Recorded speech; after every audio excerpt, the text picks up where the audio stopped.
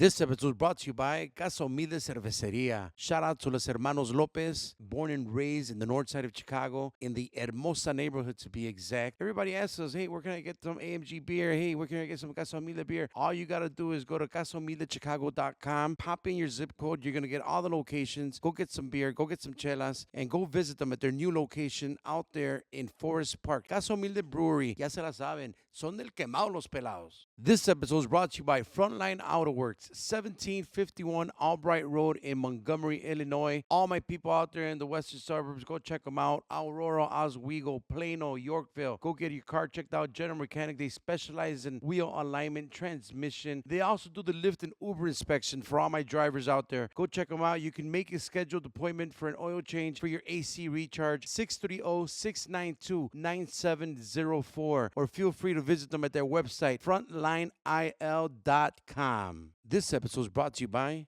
Fry the Guy Designs. The man, the myth, the legend. If you need any kind of pictures, any kind of logo for a band, for a business, any kind of video, make sure you hit up Fry the Guy Designs. Follow him on all his social media, Instagram, Facebook. Make sure you tell him the Compas sent you, and he will gladly send you a smiley face. This episode is brought to you by M4L. Mufflers for Less. Shout out to my guy, the Mexican Jay-Z, out there at 3349 North Damon Avenue. That's out there in Chicago, Roscoe Village, El Rey del Norte. Váyanse a chequear el mofle, 773-348-2955. But don't let the name deceive you. My guy out there does everything. General Mechanic, from oil change to transmission to anything that you do, AC recharge, you call it. That's where we go. That's where Georgie went. Si escuchan la pedorra de Georgie, that's my boy Jose Cermeños out there at M4L 3349 North Damon Avenue, El Rey del Norte. Chequense el mofle. Today's episode is brought to you by Aguacate Chicago. Create your custom garment with us. We offer direct-to-garment services for your business or personal needs. There is no minimum order required, and we can also assist with creating your logo if needed. Follow us on all of our social media platforms under Aguacate Chicago.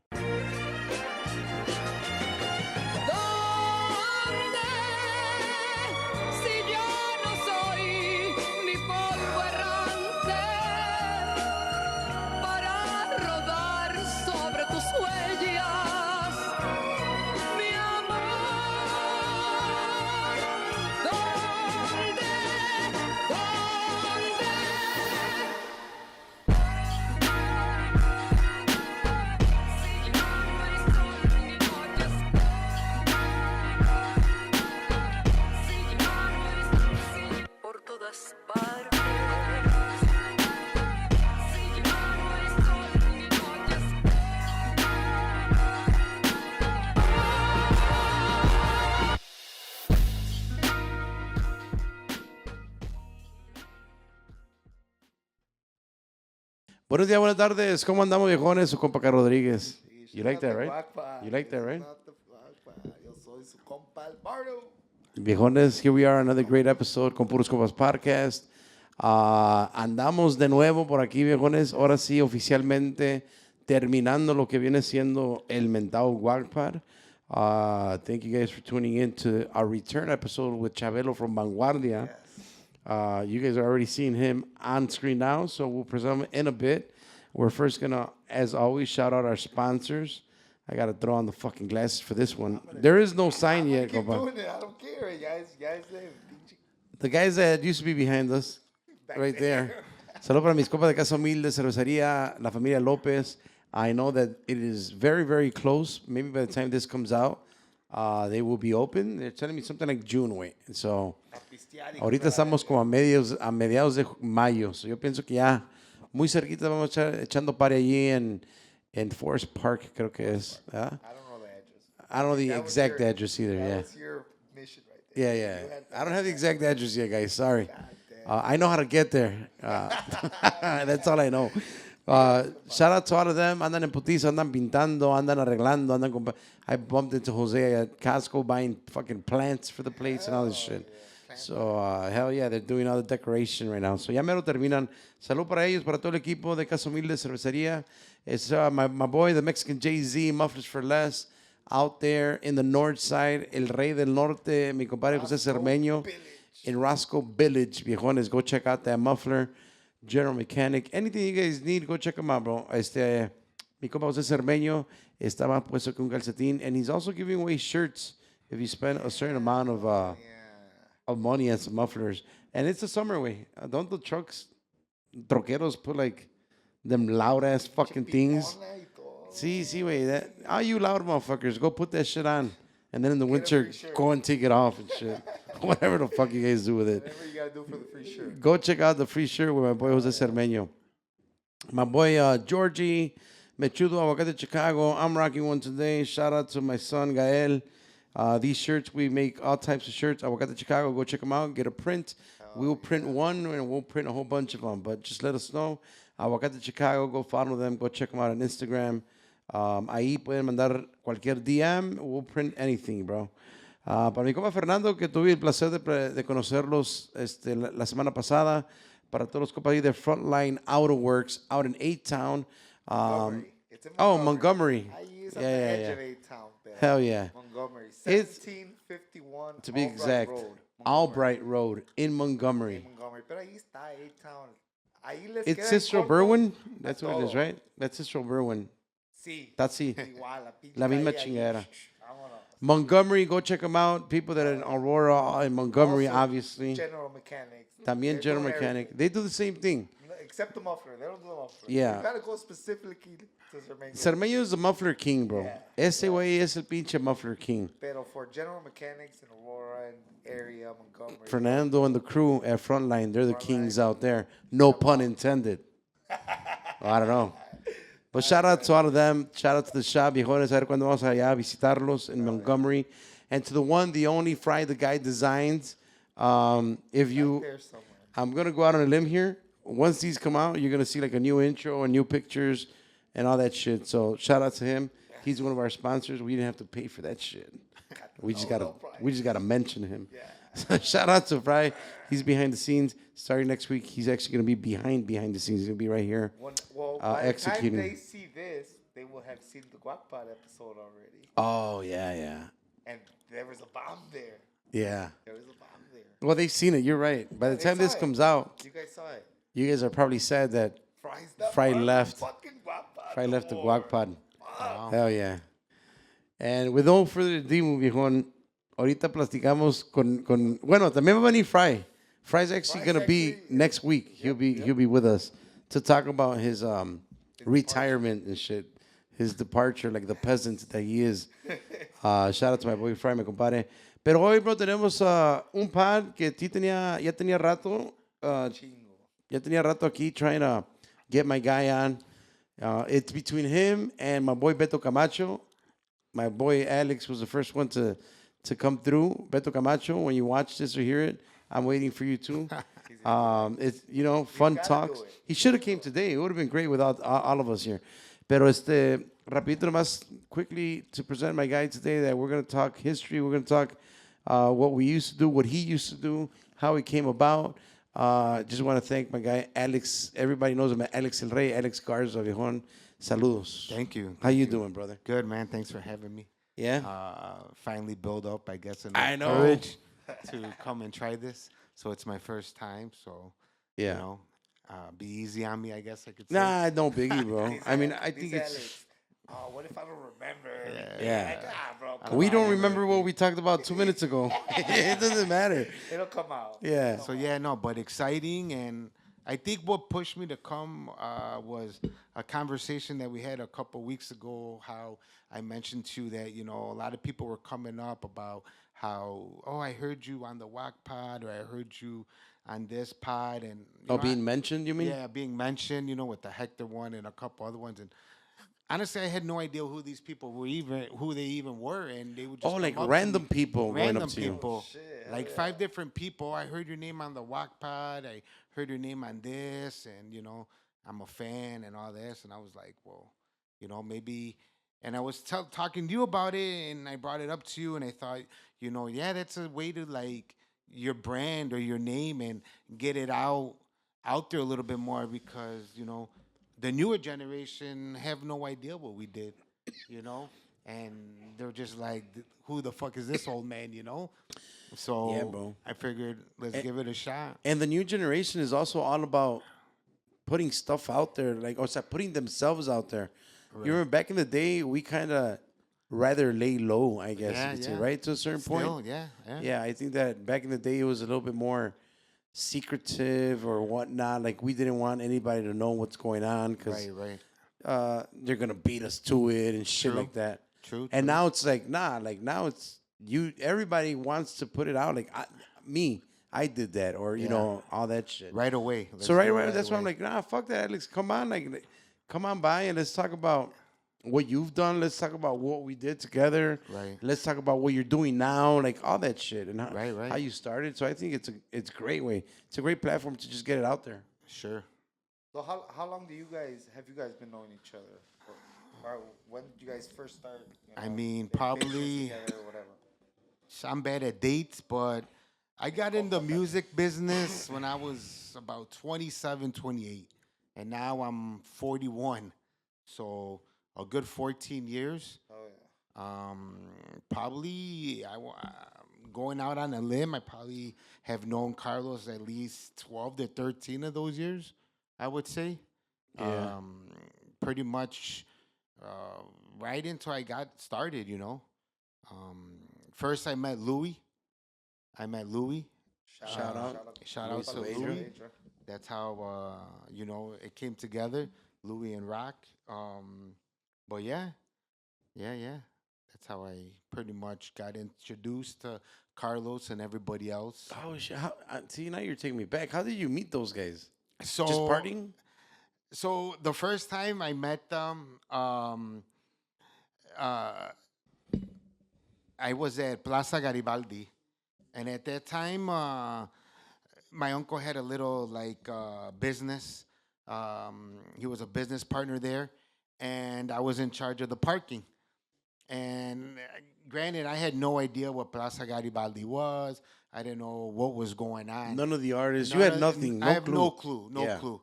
So I remember he sends me out there because I have to keep track of how many cars and the money. You know, we got money from every paid car. Okay. So I'm out there and I'm chilling and it's fucking raining, downpouring. And I'm like, what's wrong with these people? They keep coming and coming and coming and coming.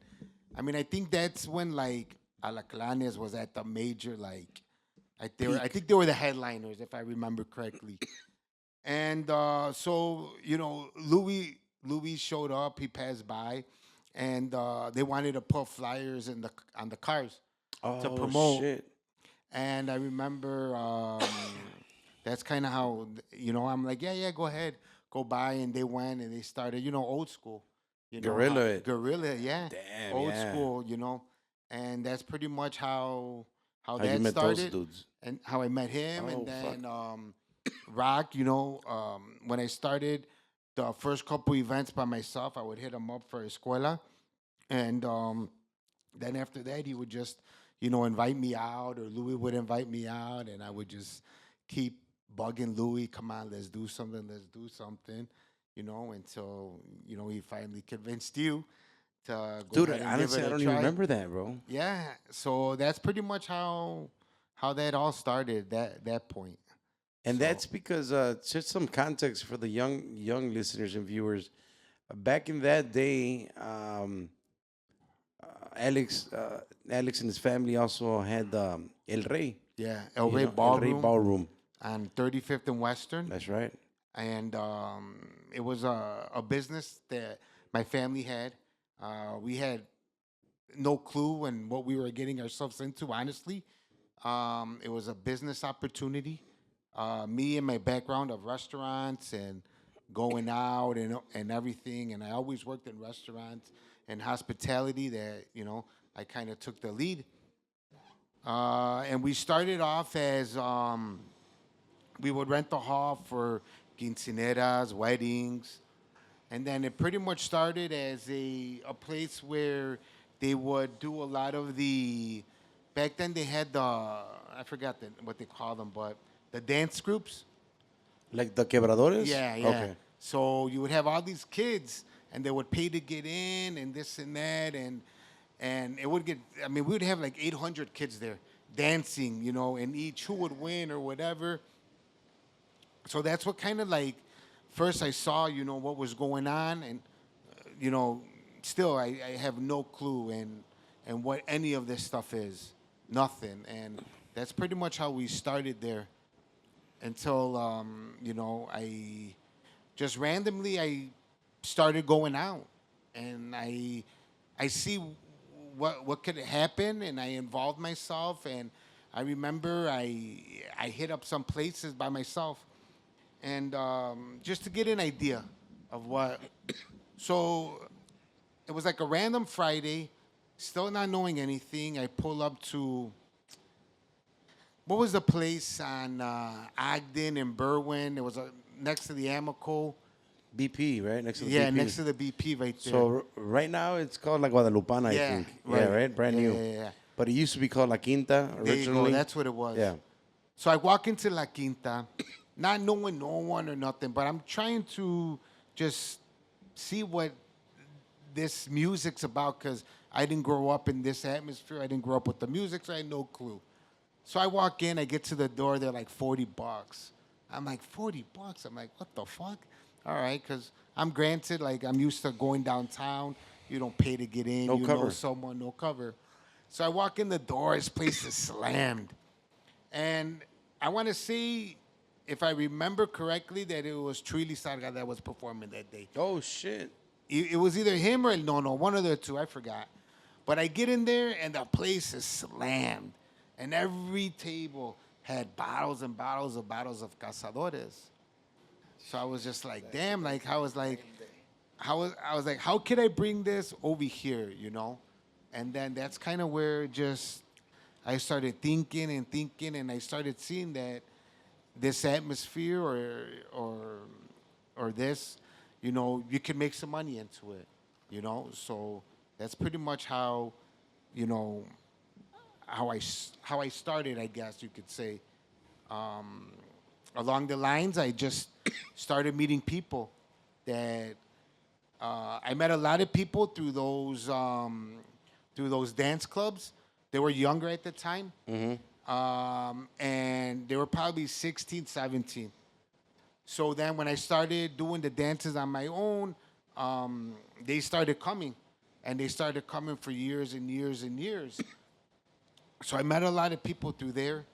You know, hung out with people, and they introduced me to people, and it was just like a snowball effect. Excuse me. Every time I would go out, I would try to get a number. It could be male, female, it didn't matter, you know, but just texting back in the day, you know? Yeah. So, yeah, that's how, you know. That's how you got kind of introduced to regional and shit. Yeah, because like I said, I had no clue. I didn't know what the music was. You know, when we had family parties, it'd be mariachi. You know? Yeah. There was no banda, no norteños, Norteños, nothing like that. I mean, I remember I knew who like Ramon Ayala was, but that was about it. But Yeah. as far as like my parents playing it at home or my grandparents, Yeah, like growing up listening to that. nah, it was nothing like that. Yeah. Nothing Yeah, I like remember. And then the other part of the El Rey part is just the fact that also back in that day, a lot of the promoters didn't want to go to that area. Remember that? Like that on top of like, you know, at that time you had purple walls, or you know, the salon had purple walls. It was tough. It was a tough eye sell. Like it was an eye candy. Yeah, it was. There were a lot of things that I guess you could say that, you know, a lot of strikes against you. I could say it was an older venue. Yeah. It was in the middle of the hood, I guess you could say, on 35th and Western. Yep. There was no parking. The bathrooms were in the basement. That was crazy. Yeah. Do you think about it now, honestly? I was crazy. Right? Yeah, it Like, was. honestly, when you start thinking about all the things that he's saying, and it's not even done yet, you would be like, I'm good. Right. It was that. It was just like an older venue. The bar was like outside The of bar the was hall. outside. The purple walls. The purple walls. So yeah, there were a lot of strikes. It wasn't easy, and people just like, you know, they were like, we don't want to go there for this, that, blah, blah, blah, and you know, little by little, we changed people's view on how the place was. Yeah. You know, Did you start doing events by yourself at I first? I did. I started doing my first event, if I'm not mistaken. Eh, I started. I started my first event. I think it was. It might have been a New Year's event. It was Oh, a shit. it was a New Year's event with like think- people would do events there, but they were all ages, all age events. And when I started seeing like what could happen and just like going out here and there, I'm like, I want to change it. You know, I want to bring, you know, how could we sell bottles? How could we do this? How could we, you know, generate more money? You know. So I want to say my first event was a New Year's event, which I had no clue that you couldn't even get groups on New Year's back Oh, in yeah, the yeah, day. You know, and I did an event with Voces de Rancho. That I want to say that was my first event by myself. Marquillos, he helped me out. Shout out. Shout out. Hell He yeah. was the guy who introduced me to Viva at Okay. that point. That was, and you know, I get a couple groups, and you know, ended up, you know, and it was a successful night, you know, and that was the start. You know, I got to go back. I did do a couple events before that, and you know, Ellie and Brenda helped me out a lot with those events. Shout out to You them. also did some with Tutti, right? Oh, shout out to them for sure. That's right. Tutti also. Yeah, I remember you I mentioned that forgot. to me once Yeah, yeah. with Tutti. Tutti did a couple events there, and I helped him out, and that's kind of where like it started. Yeah. Yeah, that's right. I forgot all about that, but yeah. I forgot what band he was playing with back then. Was it Tutti- Braceros already? Yeah, Tutti played with Braceros. Yeah, right? Yeah. Shout And then out to him. and then yeah, wait, you did a good back in that day. That's when you also hooked up with Ellie and Brenda. That Yeah. was a big part too of the beginning of El Rey. Yeah, kinda the thing. movement. Yeah. We started just. I met them, and it was like everyday thing of we're going here, we're going there, and getting the name out there, and just started meeting people left and right. Started meeting people left and right. So I always, you know, I always remember that stuff. You know, they helped me out a lot beginning. So did my friend Mario. He helped me out at that time, introduced me to people, and you know, it all helped out. It Yeah. all helped out in the long run. So yeah, but no, I did do. You're right. I forget. It's been a while, but I did do those events first, and with Tutti also, and then it was the New Year's event. Yeah. Yeah, those days were good, bro. También porque I kind of felt like it was the pinnacle, bro, of the generation change. Change. It went from being a Noa Noa, great, Right. but you always had to go kind of vaquero way. You always had to go Yeah. kind of paisa.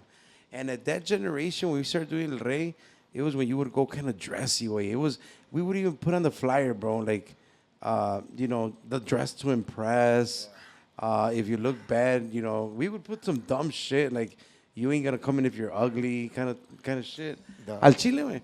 At Hardy days. The Ed Hardy day. Yeah. Ed Hardy changed a little bit of Yeah. the blazer went to the Ed Hardy Yeah, then, you yeah, know. yeah. But for a while, everybody had rocked the blazer way. Or the shirt with the sweater over it. and With the then little pop checkered, yeah. yeah, the Pop little collar out. Yep. Yeah, that was big. The fucking white fucking bautizo Shoes. dress up shoes, Yeah, dude, for with the sure. little dragging on it and for shit. sure.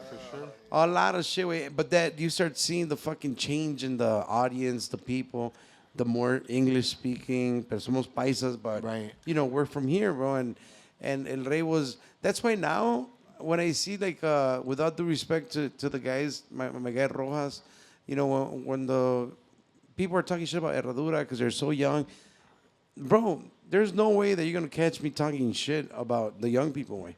You know, because Yeah, the we young were people young. met El Rey, made El Rey Ballroom, and then made us, you know, in that time, successful way. Like Right. we catered to the young crowd. Yeah, That's that- what it was. That's what it was. And you know, when you're a promoter, you obviously, bro, you got to think about who your audience is. Right. And it wasn't, I guess, the most great looking fucking place, but fuck, bro, people, it's countless memories, way, Countless. countless great nights and super packed. And I think more than anything, countless nights of like, never did anyone probably expect that El Rey was going to hold so many well-known artists. Way, Right. you know? Yeah, that's for sure. I mean, people even to this day come up to me that I don't even remember. I'm so bad with names, but if I see their face, like I'll remember. But they're like, "Oh man, that was the best. This, that. Like, thank you." And I'm just like, "Wow," you know.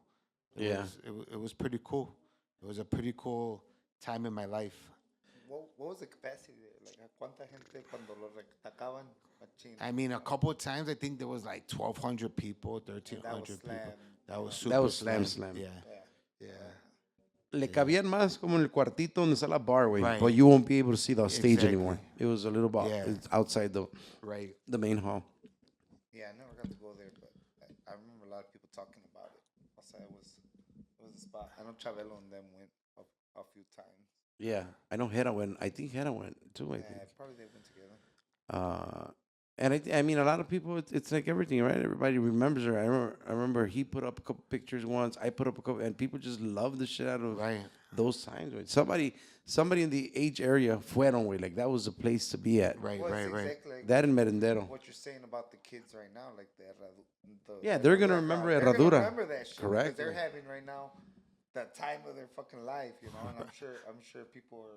Go back. Yeah. Motherfuckers flying in the air now True. every weekend. and How about pictures. this, Alex? I mean, I'm sure you've seen people on Facebook and they fucking met. Like, I know that they've met El Rey and they're married with kids and shit Yeah. like that. And you're just like, no mames. I see a lot of it, even with like people that I introduced to people, and they became like the best of friends. And it was all right, you know, from there, you know.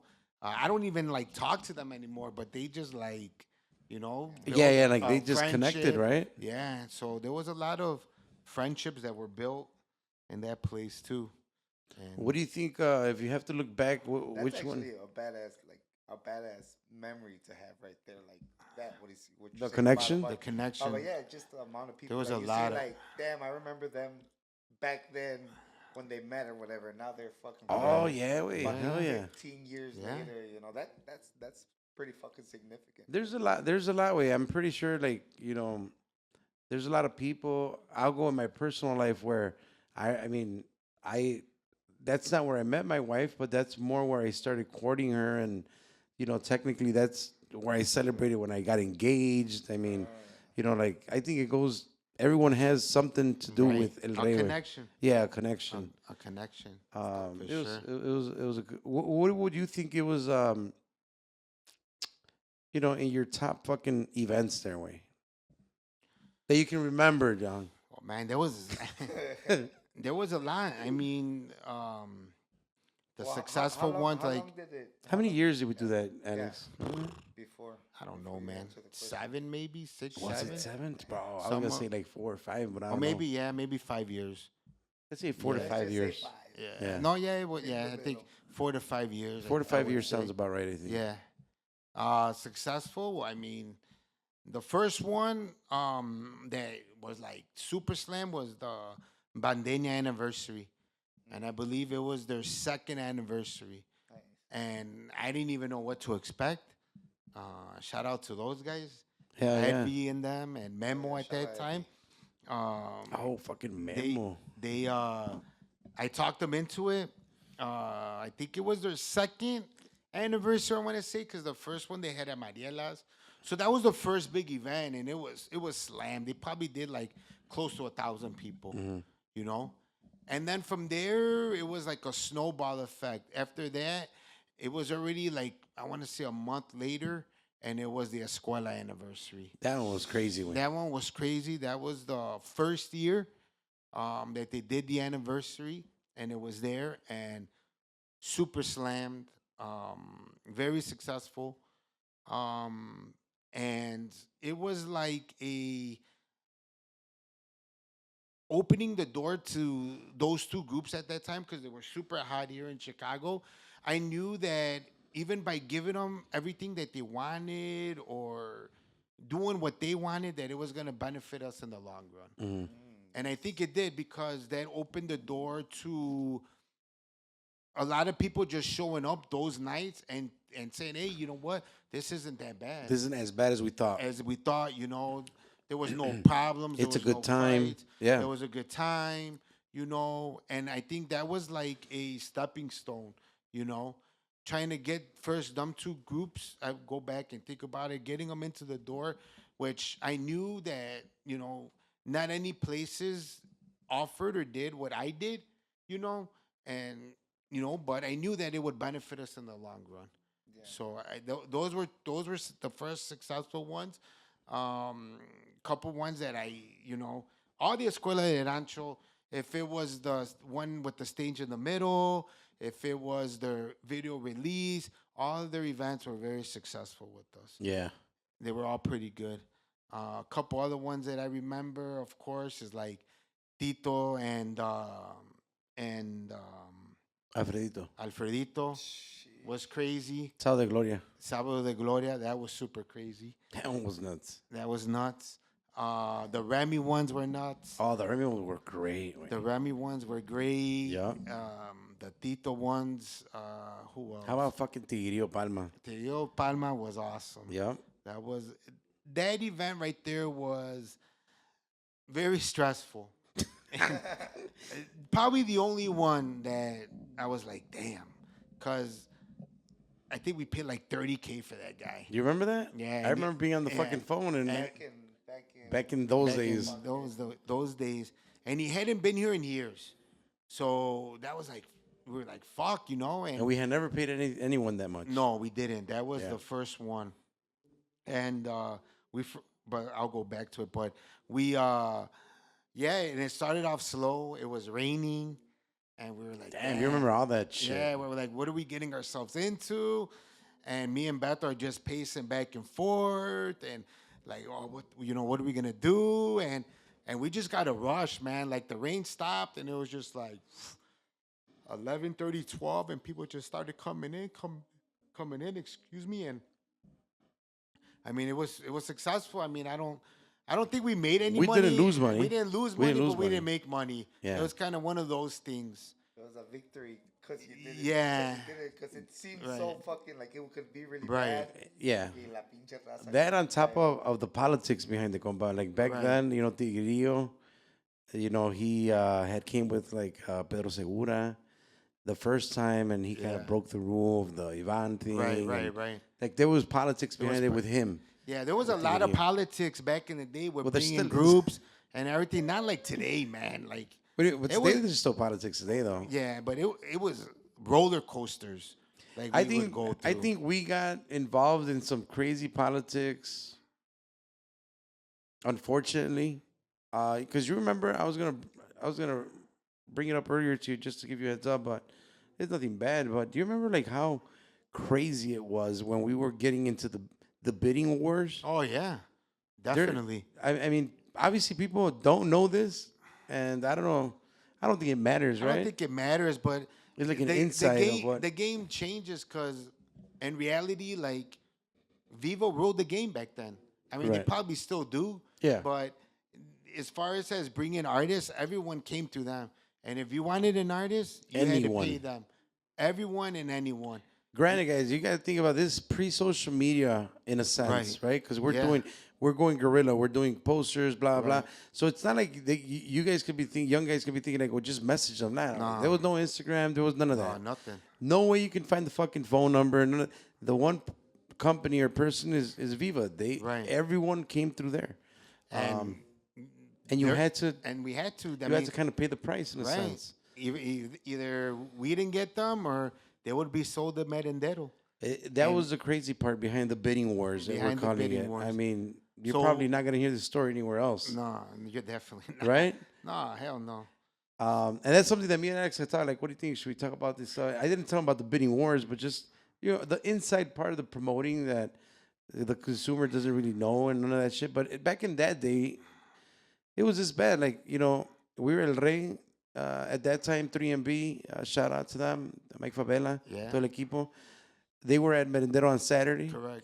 Ironically enough, we were at Merendero Fridays and Sundays, or, you know, we were switching off. So it was kind of crazy. But si nosotros queríamos alegres, Y ellos también querían Alegres. When Alegres came with Ivan, Viva, pues Ivan, you know, they're obviously not, it was like a bidding war. Like, who's Right. going to pay me more? Yeah. And then it's like, hey, well, this guy's offering me this. And you're like, oh, Right. shit. And we hang up and like, what do we do? And it was that crazy, man. And we just said, fuck it, let's do it. That was always our thing. It was so fuck crazy, it, let's bro. do it. Like we didn't even think. I mean, we thought about it, but we're like, We didn't like overthink about nah, anything. not at all. The whole Tigrillo, I was going to take you back to the Tigrillo. I remember it was Beto, you, and I, and we're like fucking not putting the trigger. And then I don't know if you remember when we called Louis on speakerphone and we told him like it's this much, 30 grand. He's like, fuck it. Yeah, and we're like, fuck it. Do fuck it. Like, fucking, we just did it, way. Sign us up. Yeah. Yeah. The first big event that we did there was Ramon Ayala. Mhm. That was the first one. Shout out my Caballo Blanco. Shout out to Miguel. the White Horse. He came through. came through with Yeah. us. That was our first big event. I still remember how much you paid yeah. him. Do you remember? 16? Oh, shit. I thought it was 20. No, it was 16 or 18. Okay. Right in one of those two numbers. That was our first big one, and it was good. It was a success. It was good. Yeah, we had a good turnout. Everything went smoothly. I remember that one. And then after that is, I think, where we went above everyone and kind of like hit a home run and surprised everyone when we did the July 3rd. Jesus Ojeda. Jesus Ojeda. Dude, that Yeah. one was crazy That too. was eh. crazy. And Secretive. that was when we pulled that one, everyone's like just like, well, like what the fuck just happened? And it was just yeah, we pulled it out, super slammed, hot as fuck. It was a Tuesday, July 3rd, slammed. And It that was like 1 week promotion. yeah, you remember that? yeah, but it wasn't a lot. It wasn't a lot, way, because we didn't want That was- Viva to find out. Yeah, we didn't want Vivo to find out, and it was good, and that's when he was hitting hard. Yeah, just came YouTube out. had just started Yeah. existing. Yeah, He went yeah. viral with He went Estilo viral. Italiano. Right. And we still had to worry because when he's here, we were hanging out with him on Tuesday, and Yeah. Ivan calls him up, and he's like, "Hey, why don't you come play tomorrow, Wednesday At at V Live. When they had, what was it, Noches de... Noches de Cartel. Yeah, Wednesday nights at V Live, and that's,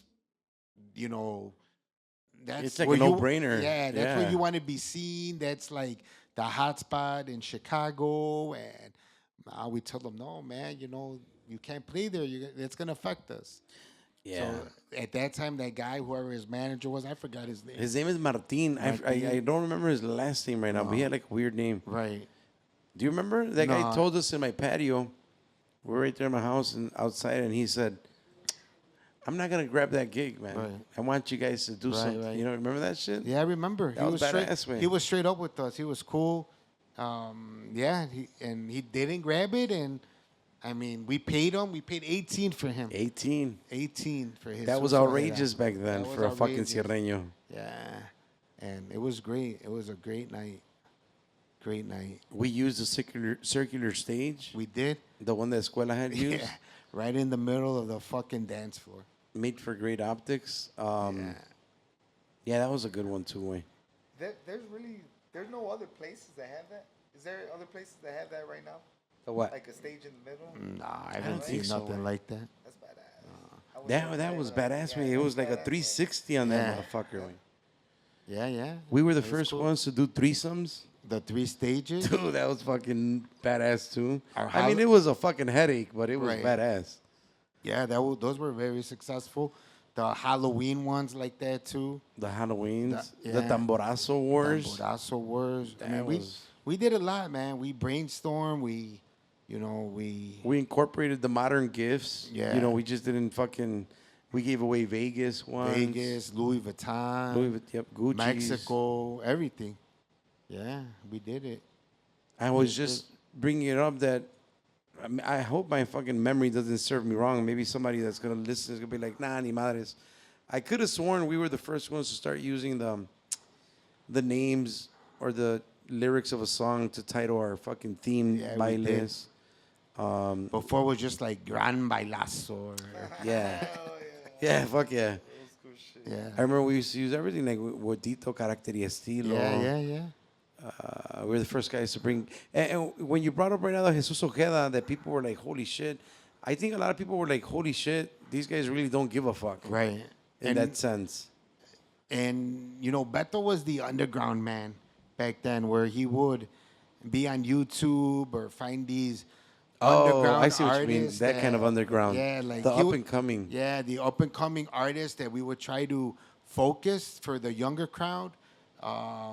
And, you know, Código FN, we brought him first. Yep. Remy, we brought him first Yep. for that weekend. Because Viva, bro, honestly, back then they had no kind of game in that space. No, They had no, they no didn't. idea. I No. still remember when we told them, like, hey, we need you guys to bring Carnaval or Right. an MS. You remember that? Right, I had no idea who the fuck they were. Right. Who else? Noel Torres. Noel Remember the Torres. very first time? Yeah. Yeah. Even Tito, very first time in Chicago, he went there. I believe it was an anniversary for Bandenia too. I think he was they first time he came was with them. They brought him in, and this is before he got to his To where peak he or was, whatever. yeah. Yeah. But yeah, there was a lot of firsts that we did. We were For cool sure. as fuck with Jimmy Humilde. Yeah, yeah, with Jimmy. Jimmy came a few times. Hell yeah. With Remy, yeah, definitely. That was some good times too. For sure. And then how do you feel that, throughout those fucking years, like, and you being new to the music, now that you look back at it, how do you feel you handled, like, the success and popularity way? Because it's tough, right? Would you agree with me? It's tough. I didn't handle it well. In a sense that, I mean, how can I put it? It was not difficult, but also like everything was new. Everything was new to me. Yeah. It was different. Popularity. I mean, crazy. I could walk into any restaurant and a table right away. I could walk into a barbershop, sit down here, haircut. Places giving you comp bottles and Fucking and hearts. everything. Yeah. And it was just, and I would even like just sometimes stop myself and like, what am I doing? I'm living two lives. That's what it was. I did a lot of things that maybe I wasn't supposed to do, and a lot of things that I look back and I was like, didn't manage things right either. And I look back at that. I'll tell you, it was hella fun though. But, Oh, yeah. but Hell yeah. I mean, sometimes I look back and wish I could have known more or done things a little bit different. But I guess everyone goes through that phase too, For sure. in this music business, when I guess you could say you're hot, or when the ball's in your side of the court or rolling your way, that all this stuff comes. And but yeah, It's a very unique place, Wayne. I love talking about that part because I think that unless you come from a fucking family that's already popular or famous or whatever the fuck, it's very difficult to kind of control, Wayne. Like, you just worded it perfectly. It can happen to anybody in the music. If you're hot, you start getting all this shit, Wayne. right. Yeah, Like, a lot. everything for man. free. Everything. Thrown at you financially and women-wise. And all in for that, sure. Yeah, like in that sense. And you don't know how to handle it. You are new at it. It's not like you fucking, or at least not me. It's not like we grew up getting all this pussy or fucking getting all this money. No matter way, we're new to all this shit. So you're just like taking it all kind of thing. So siempre me da como curiosidad, like, looking back, how did you handle the popularity? I mean, because I know back then, you were partying pretty hard. I partied hard. Yeah. I had a full-time job. Yeah. And then- Oh yeah. And then I would do school, and then I worked at a school, Yeah. CPS. We all did have the And full time. then that on the weekend, and I like before I even started, I like to go out downtown. I was always going out and Wall Street. everything, and yeah, all the clubs and whatnot. So this was something different, you know, and same thing, going out drinking, being dumb, spending money that you know shouldn't even have been spending like that, you know. But it's an aspect where you get caught up into it. Like Yep. people put an image on you or put a something on you in a sense where they think of you as a different type of person or a different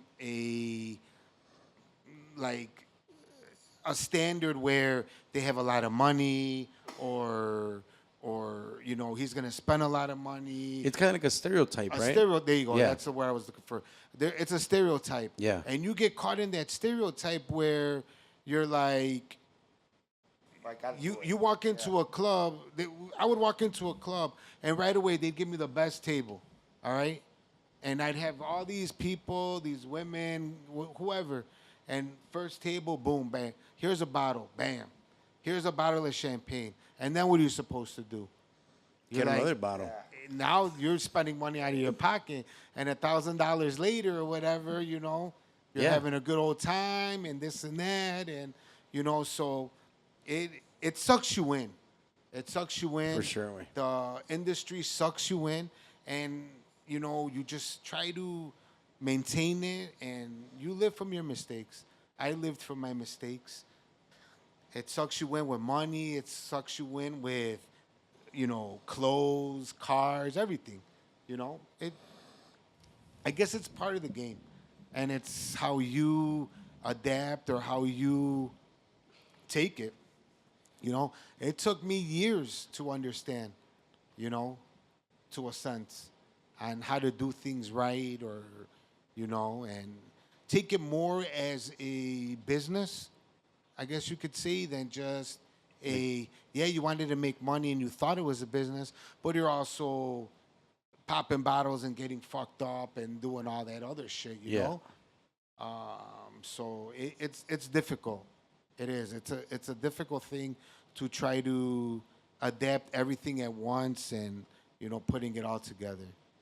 Definitely. And then the hard part after that, I think, is adapting to quote unquote like the normal life. The normal life Yeah. was difficult too.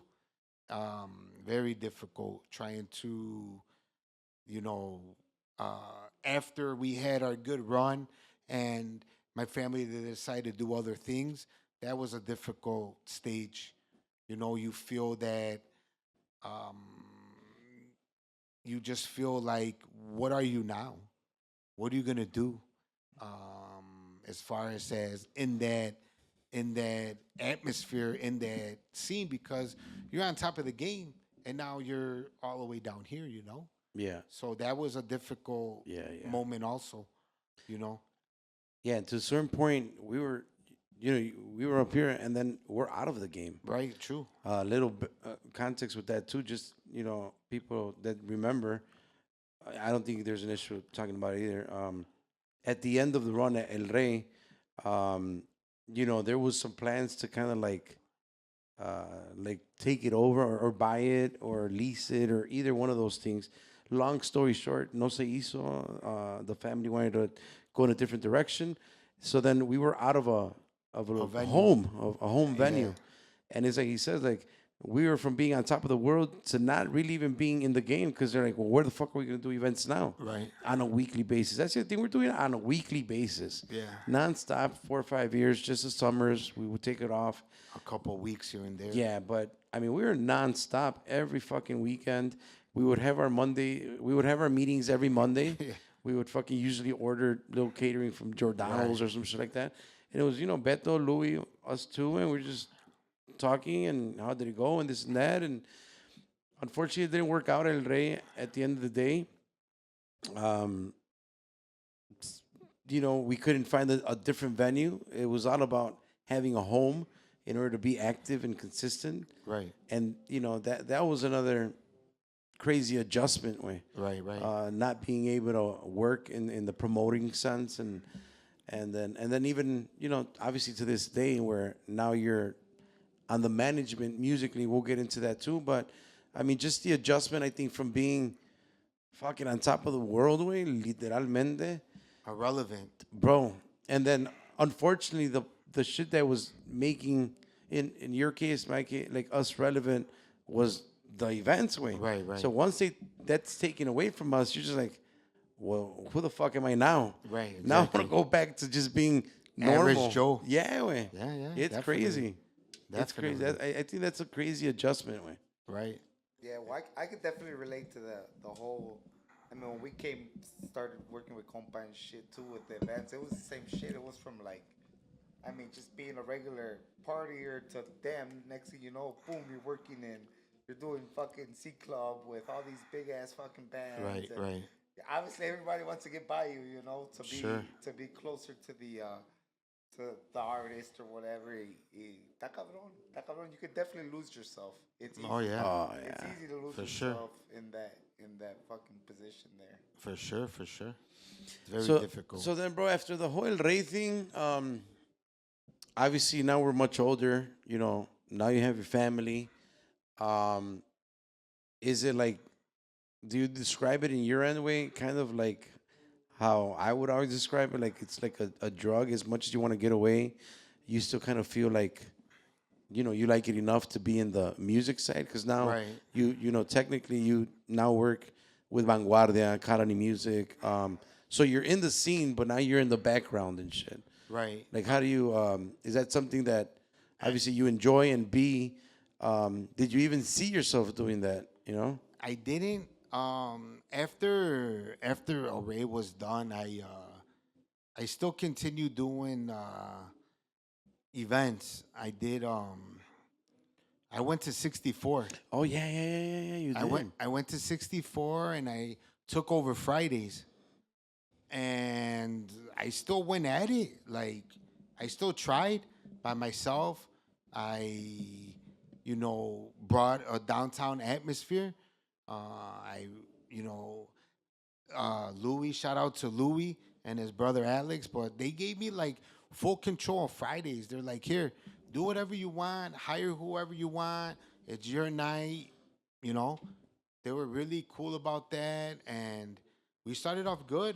I brought in different bottle servers from downtown. I brought in bartenders, everything, and I was there Fridays. I did Fridays, and I mean, I brought Fantasma on Friday night there for Halloween. The first time he came here. I had him there Friday, and he was at Mariela's. Oh, that was at that weekend. Yeah. Oh yeah. shit. And they're like, he's gonna be at Mariela's. I'm like, it's fine, let's do it. I still had that Fuck it. Yeah. Yeah. I had him there. I had Tito Jr. there. When he first started coming out, I think he was like 16 years old, maybe, that kid. I remember I had him right there once. Legado Siete played there for the first time.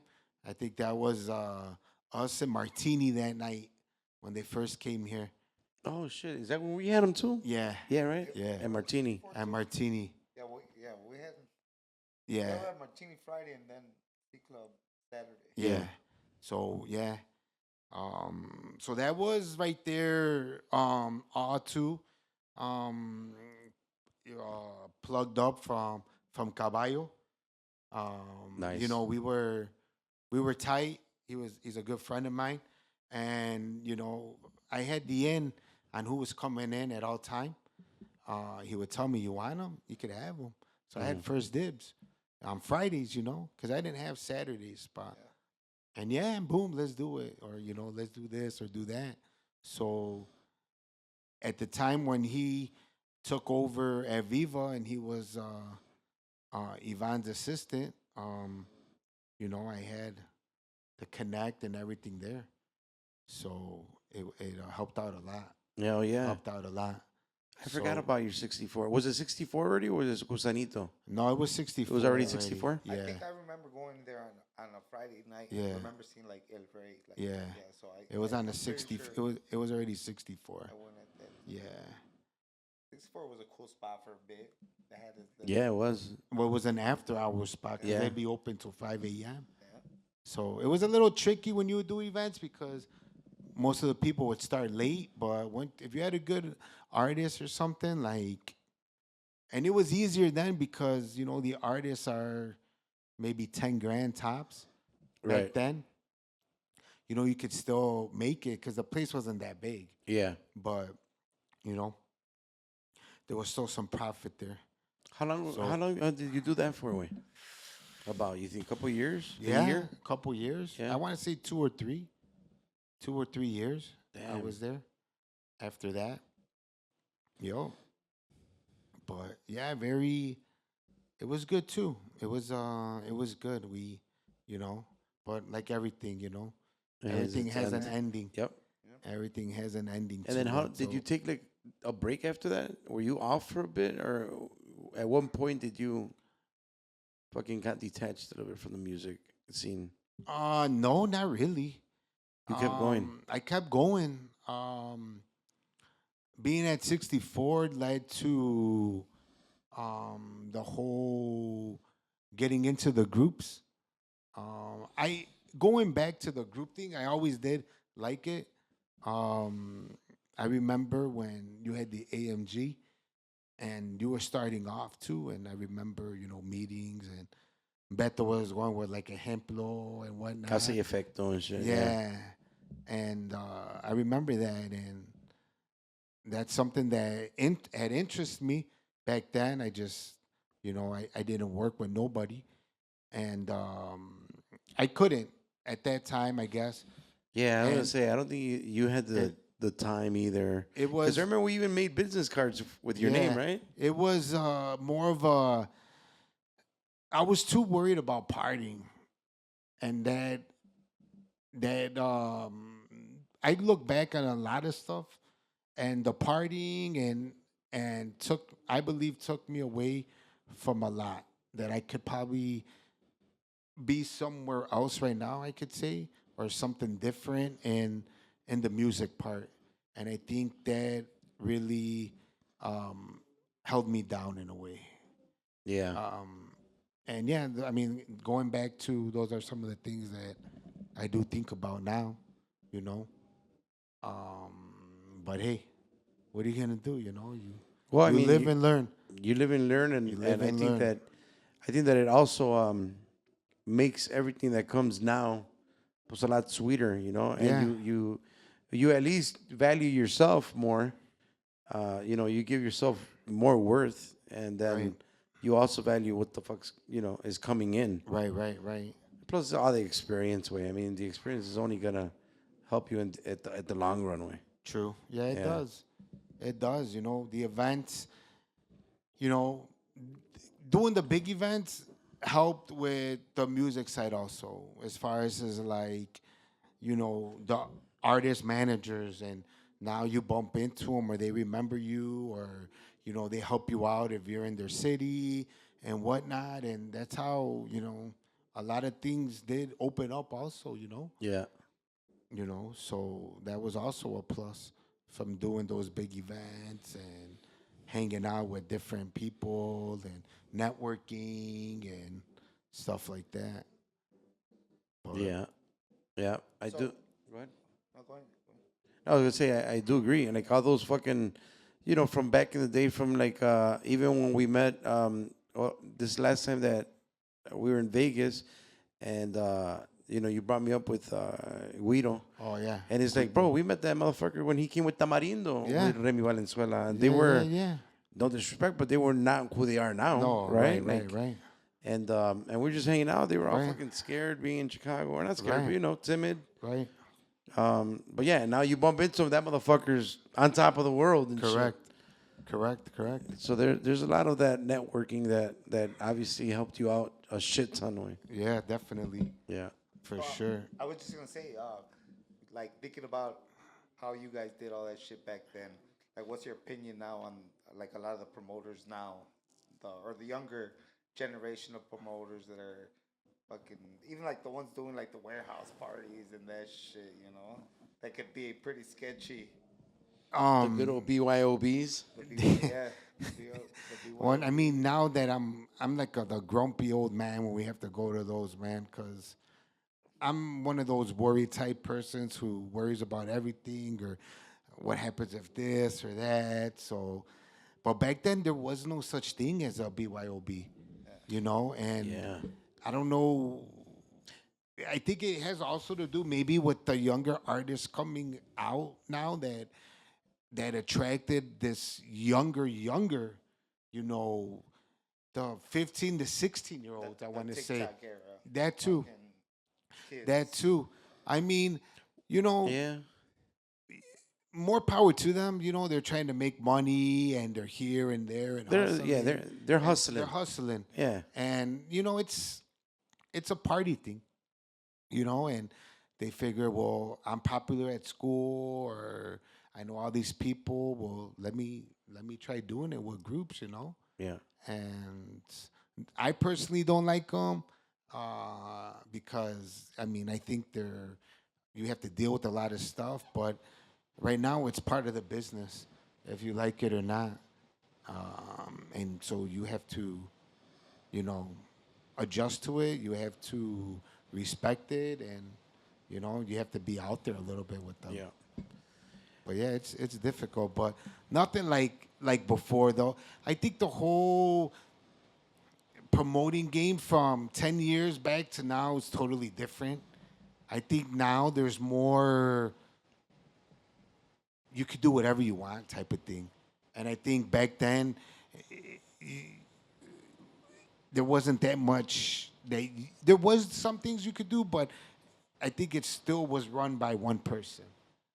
Oh, know? you mean like you could do whatever you want with the artist Yeah, that right. you want to bring in? Now, yeah. Okay. Yeah. And I think back then But there's more access to them for There- sure. That's true. Yeah. And social media, Instagram, phone numbers, all that, I think kind of changed that. Yep. But back then, it was just one person, man. One gatekeeper. Yeah. Shout out. Shout out. Shout out. The Godfather. To the Godfather. And either you were cool with him or you weren't. You wanted to work business. If not, you weren't going to get shit. Yep. And that's how, you know, that's how it was. And you had to pay the piper, man. Even though you knew you were getting fucked. You knew. but You knew you were getting taxed. Yeah. Yeah. Fucking, you're like, this guy's fucking probably grabbing me for half of this shit. Sure. So, but, you know, if you wanted to be relevant or if you wanted to your business to keep going or to keep moving forward, you had to do it. Even there were times where we were just like, let's just break even, you know, throw on a good event, have people have fun, and, you know, hopefully we don't lose as much. Yeah, man. Or we keep it very minimum. That's big, man. I remember we used to have the bailes where we knew we were not going to make money and we're probably going to lose money. And it was like, I can remember them right now, like Proyecto X. Remember those fucking Yeah. guys? How about the guys that you sing Alza la mano si quieres marihuana, the Sierreño guys? The three guys. I know they used to be with Los Twins. Or maybe not the Alza la mano. It's another marijuana song. Maybe it was that one. I forgot. Oh, Los Nuevos. Los Nuevos. Yeah, those Ilegales guys. or something like Ilegales? that. Is it Yeah, them? something Yeah. like that. Yeah, I remember that. There was a handful of those motherfuckers, bands that we knew that were like, all right, we're probably not gonna make shit, but we also just wanted to do something different. Right. Um, Right. that's probably where we sucked at the business because we knew we were gonna lose money, but we're like, well, fuck it, let's just do it because it's different. And we took the risk, I guess. Right. At the end of the day, I think that was the big thing. We were risking that. Also, what was cool, bro, was our merendero days, man. On Sundays. On Sundays. Yeah. Waking up Mondays like a fucking zombie. But those were good days now. Successful. And now you're fucking And at only $15 to get in. dude, it was crazy way back then. And we'd have 3 groups. And we'd still walk out there. It was still Decent. profitable Fuck yeah. until 3 people. Yeah. Yeah. Those were good. We had Tito there. We had Tito there one time. Código. Código. Remy hung out there with us that Remy. one time. Lalo Mora. Lalo Mora making out with motherfuckers Yeah. outside, bitches outside. Titties, all Oh, yeah, grabbing Dude. ass. For Literally, sure. before he went on stage, he made Yeah. out with 2 chicks. Like, I'll make out with you, bam, and then boom, I'll make out with you Next too. one, the friend. Así, güey. Young too. Tongue, everything. Those, and that was another one. We're like, dude, let's just get Lalo Mora. He's like Fuck $5,000 on a Sunday. We're like, I ain't fucking run it. And fucking it sucked. Yeah. But we jammed out and it was fun. Los yeah, man. Ramones. Los Ramoncitos, Azabanche. It was good times there too Yeah. at Merendero on Sunday, bro. And how are you feeling now, man? Aparte the game changing, how do you feel about the bands nowadays? Like in comparison to before, like everybody, well not everybody, I don't want to say everybody, but amongst us, we always say like, right now the hot group, Cabros, Vanguardia obviously had their moment, Le Mans, and then we start comparing them to the escuelas, to the estilos. How do you what's the biggest difference that you see from back then bands to nowadays bands? Man, I think it's easier now for them, as in a sense where back then like social media wasn't as strong, but I don't think Vanguardia came a little close, but I don't think that the craze of the city and just how people reacted of Escuela, that was pretty crazy. Yeah. And Vanguardia came close to it when we started out, but I think that whole phase of those years with Escuela, I think they got them beat a little bit. Yeah. Before that was Estilo, but Estilo was hard, and they were the first like norteño banda, if I'm not mistaken, and super busy, super popular. But I think at that time, like Escuela changed it because they had that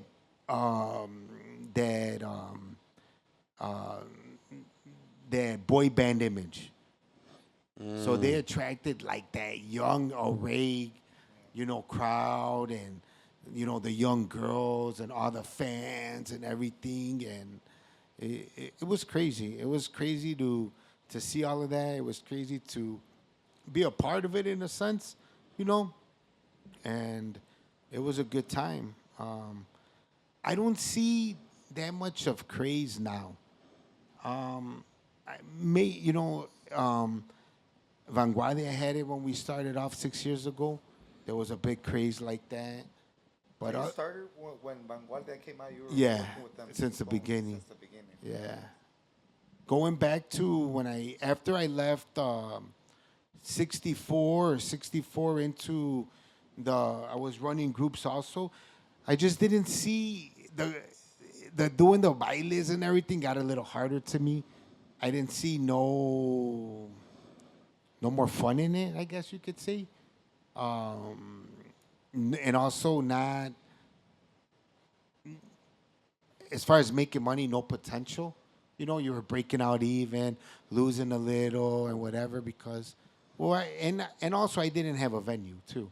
Yeah, So that's the hardest part. That's, that kind of, and I would go here or go there or help people out and, whatever. But just, it was kind of like a back thought. So going back to the music as far as the groups, Miguel Caballo started CBM Music. Oh shit, you're right. And he brought me along with him. Oh, okay. Hell yeah. So, which opened many avenues also. So I had, like I always think about it, I came from like the Bill Belichick tree. So I had the promoting where I came under Carlos and this and that. And now I'm learning and I'm and I'm going through a different direction with Miguel, as far as meeting higher people in the game. Yeah. Since he was like, I already knew, some people, but now this was like a game changer. This was like another notch. Since he was working for Viva, and then we started this music thing. I got introduced to a lot of promoters. I started going to Vegas and whatnot. And we worked with a few groups. The first group that I was 100% with was Veloz here in Chicago. We also had, like, we worked with Sangre Norteña a little bit. We worked with 2G, which are the brothers of, what's their group now? La Tercia? Yeah, with Oh, them. yeah, yeah. The H guys. Yeah, right? the H guys. So, just like that, I started building, networking and going from there. But the first group here in Chicago was Veloz. And we opened up a lot of doors, man. I remember we were on it. Back then, we played like 10 sets a week at least. Yeah. All during Monday, Tuesday, Wednesday. We'd go out on Monday nights to a state, and they would only book us for 1 hour. But he would finish the music early because he only wanted to pay for 1 hour.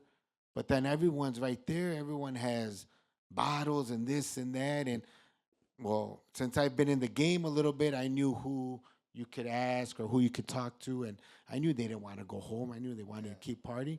Hey, here's 500. Here's another hour. Here's 500. Here's another hour.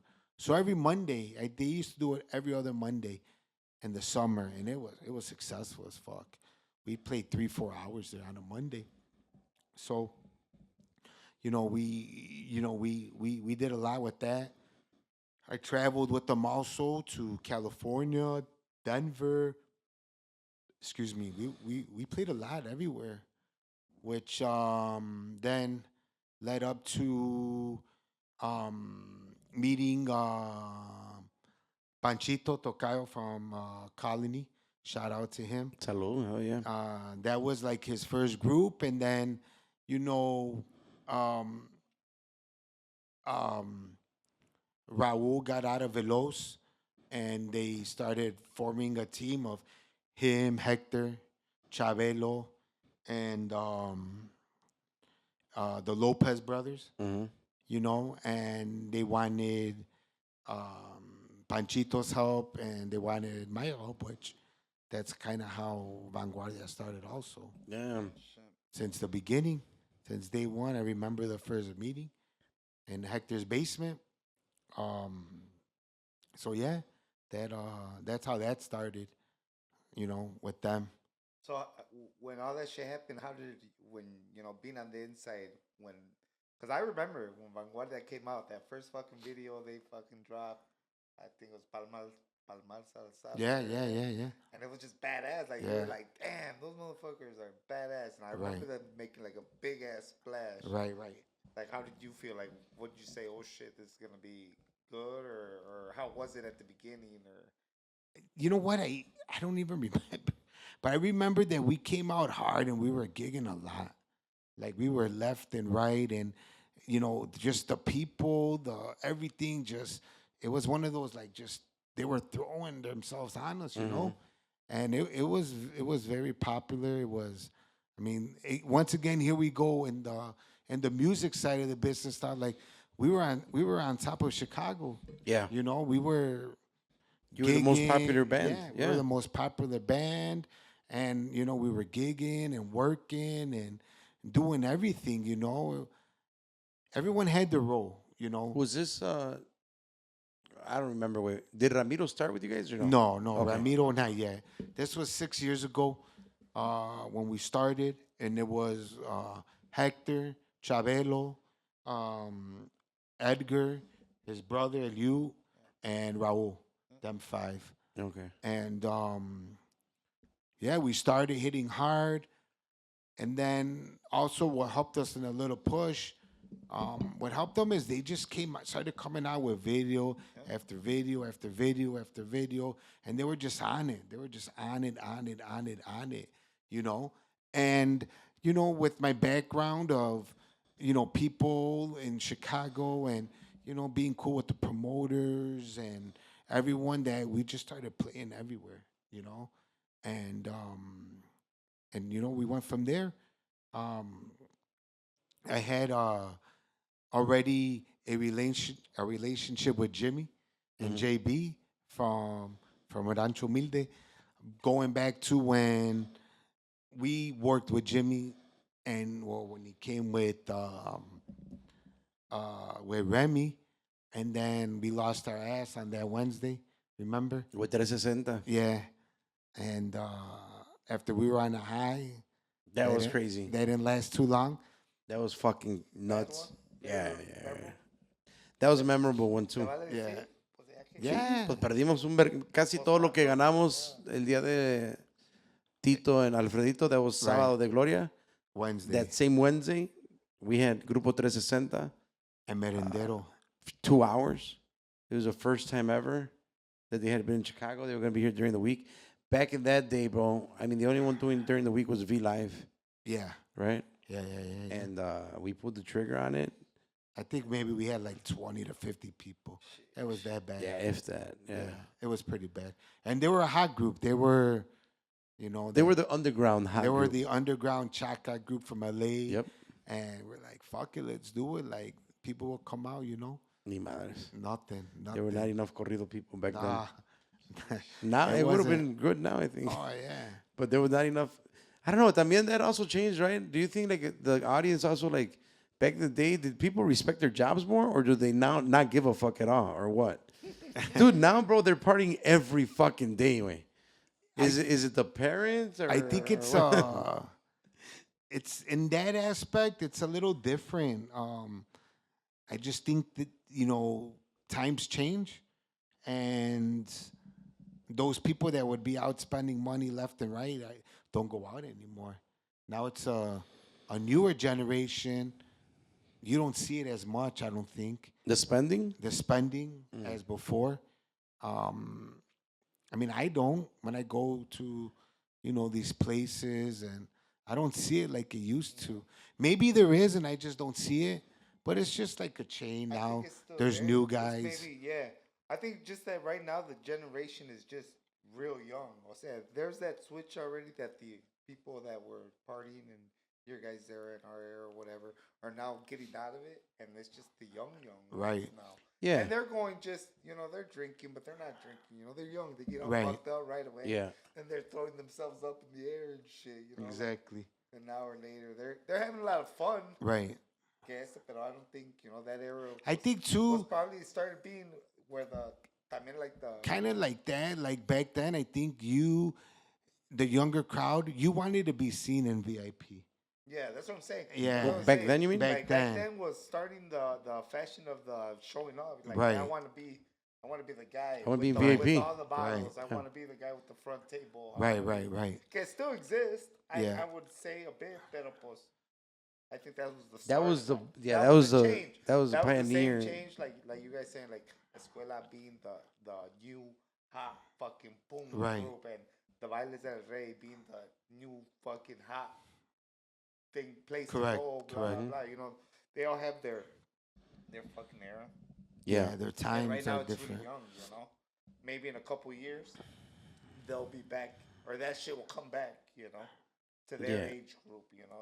When they're a little older or whatever.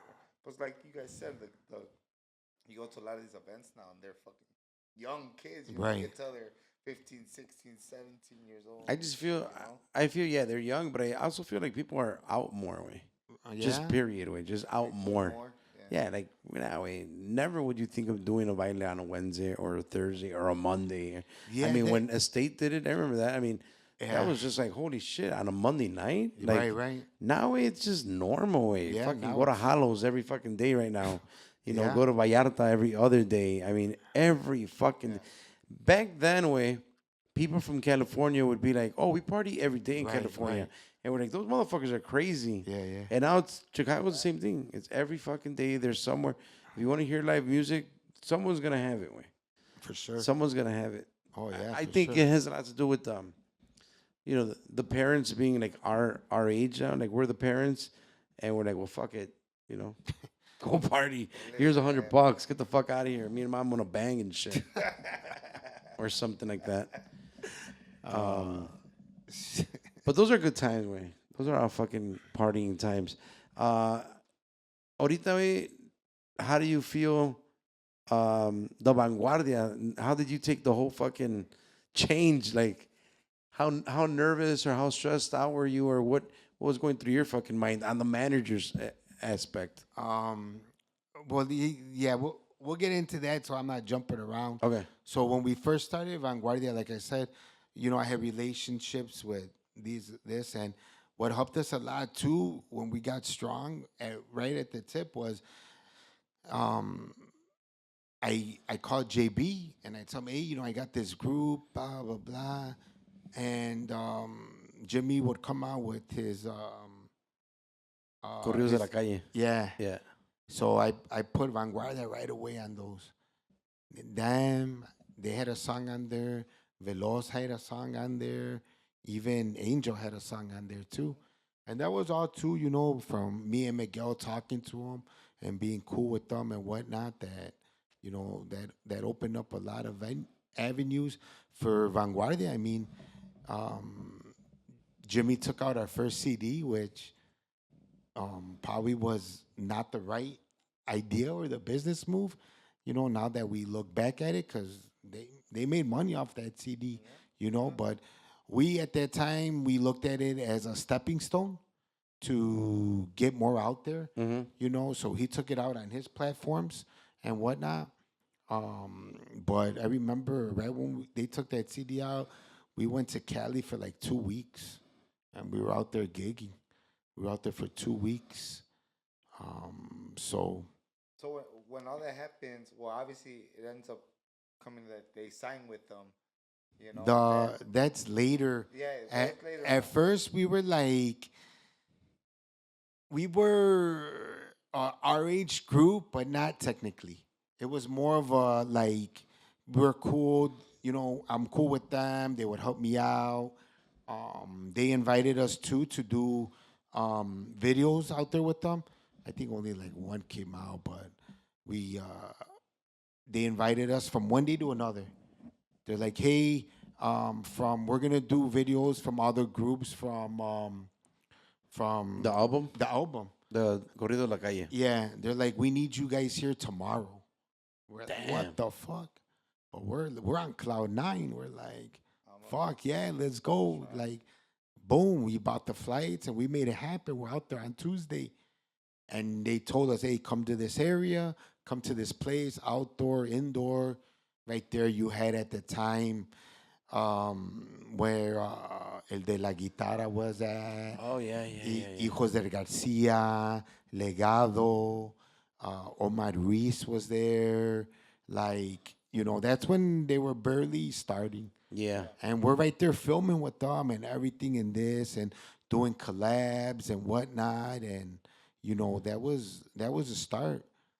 So since the beginning and everything, we always, had some type of relationship, or they would help us do a thing or here or whatnot, but we weren't officially signed with them.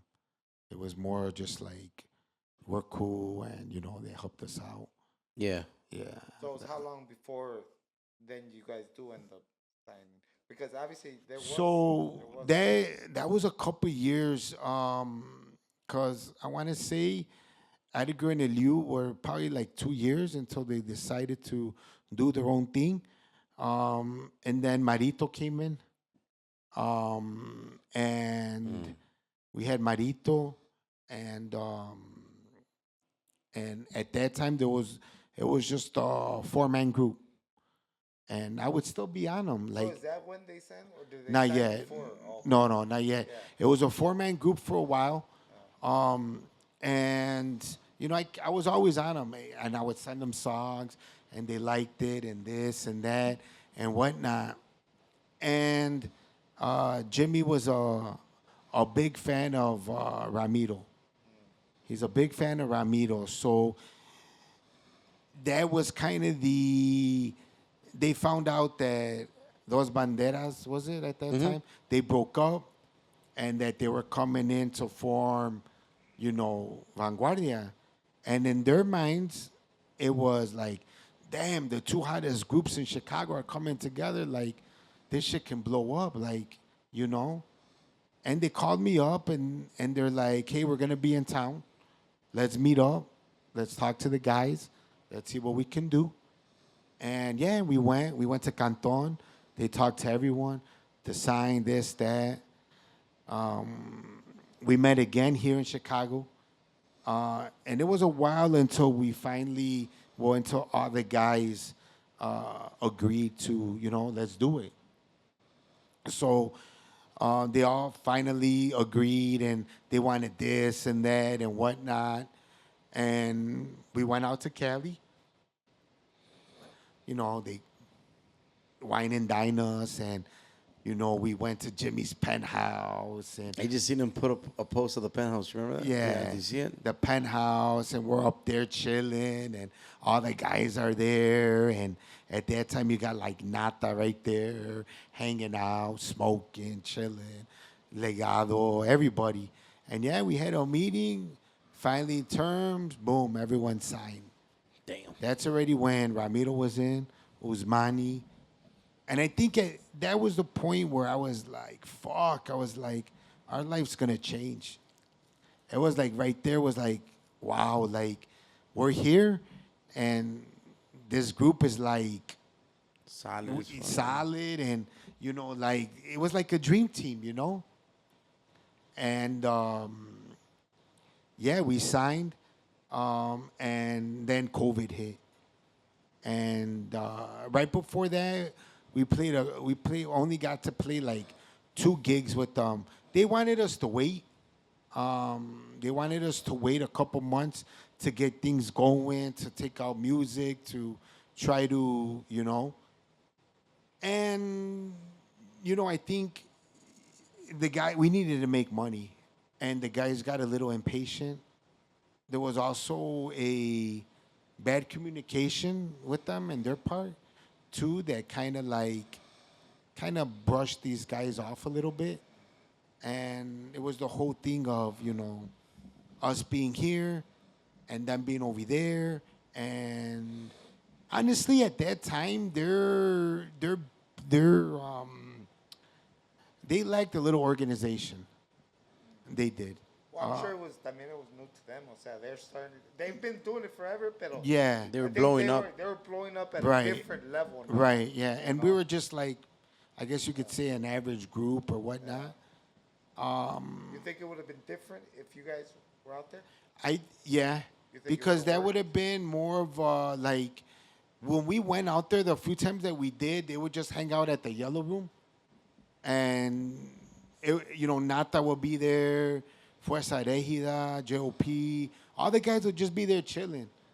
And we would see it right there and, hey, I got this song or this idea. And then they just started flowing and then flowing and flowing. And then like an hour later, they got a hit. It was just, you're right there.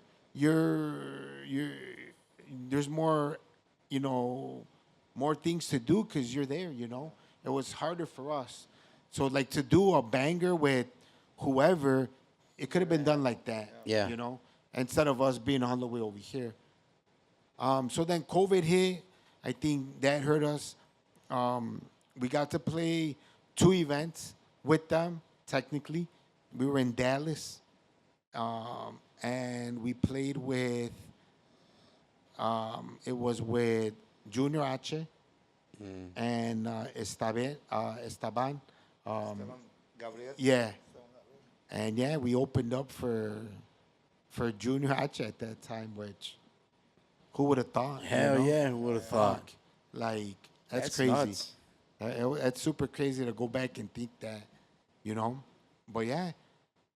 And then after that, like, just bad communication, this and that. And then we went back, talked to them again. We told them what was going on.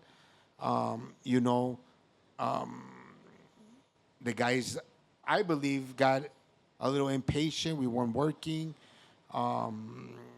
and you know, all these guys needed a gig.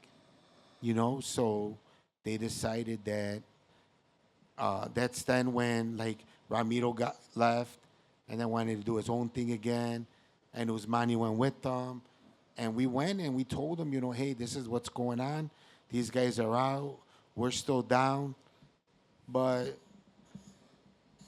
I don't know. It was just like they were like, yeah, yeah, let's do it, but you But know, not doing it. yeah. Yeah. And then like that was literally um, when COVID hit.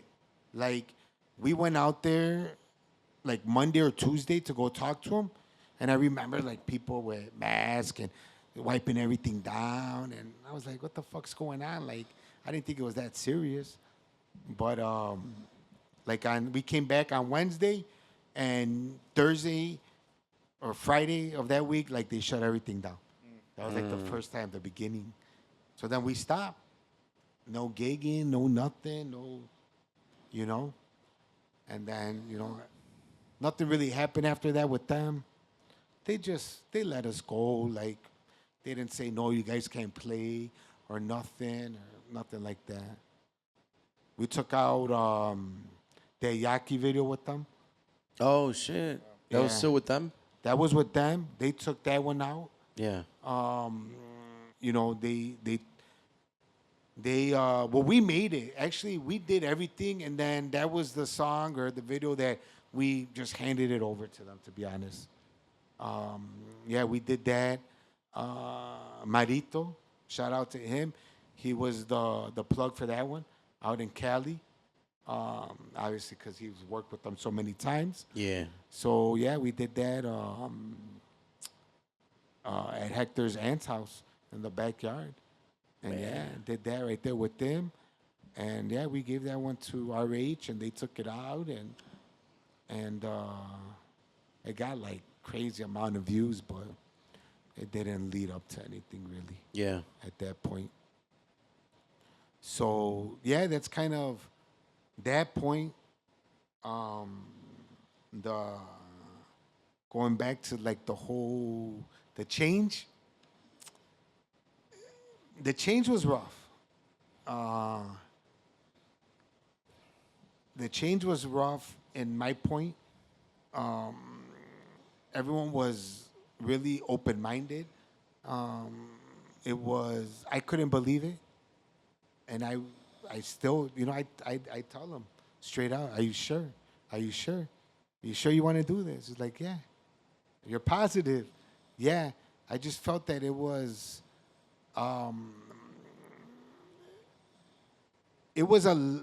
how can I say it? It was so much time invested in something like that. 6 years, time, money, fucking sleepless nights, drives all over the country, and they're just like one day to another, it's like done, Yeah. you know. But now, like you know, I was like, damn, you know, what's gonna happen, or what, what are we gonna do, or, but now that everything happened, you look back and it was like, you know, it was meant to be. You know, that's how I kind of see it. Like, it needed to be done. You know, Yeah. it needed to be done. And you know, I think everything with the switch and everything benefited both parties. I think Raul and I organized everything very well for it to keep going. You know, I don't think there wasn't really no bad or nothing negative. Very, very, very minimum. So I thought the transition went very well in that aspect. But Back in. you know, it, but yeah, I think now looking back, I, I would tell you that I, I didn't want it to happen, you know. Yeah. But you know, I respect Hector a lot. I'm a big fan. You know, I support him, and I, you know, it just I go back and I think, you know what? Yeah, it needed to happen. It was the right thing for everybody. Yeah. So It's kind of like having that, not a toxic girlfriend, but like, you know, when you get out of a relationship and then le echas más ganas and Yeah. shit. Like, all right, let me go to the gym and fucking let me get out of this fucking dump and shit like that. Like, you just, the mentality changes because you might be like, you know, let me prove to this person that you know, all that shit is yeah, involved. that and like maybe they just got too comfortable. You for know, sure. they got too comfortable with the success and gigging and making money and everything that now they were just living off of. We were just living off the success that they had Work from the beginning. before. Yeah, From the work from before. correct. There was no more Correct, work. correct. And now you see the difference. I mean, now you see that they're fucking hustling Yeah. like crazy. You know, I think I was a fan of the switch of Jaime Switch. coming in and fucking From you the know, get-go, like he compa? fit it, like he fit. Like Yeah. I didn't know. I had a feeling. I'm like, oh shit, Jaime. I felt like he had it in him, you know, and I feel like he's kind of fitting Though- into Same. the shoes a bit. Right, I'm right, not right. saying 100%. No, no, because I feel the same way, man. Hector is Hector, and obviously that's why. I mean, I think now the same shit that motherfucker has. You know, he's hustling like crazy right now. Y pues igual yo creo que le va a ir bien por eso, porque he got that same fresh breath of air que tienen estos güeyes y andan en chinga.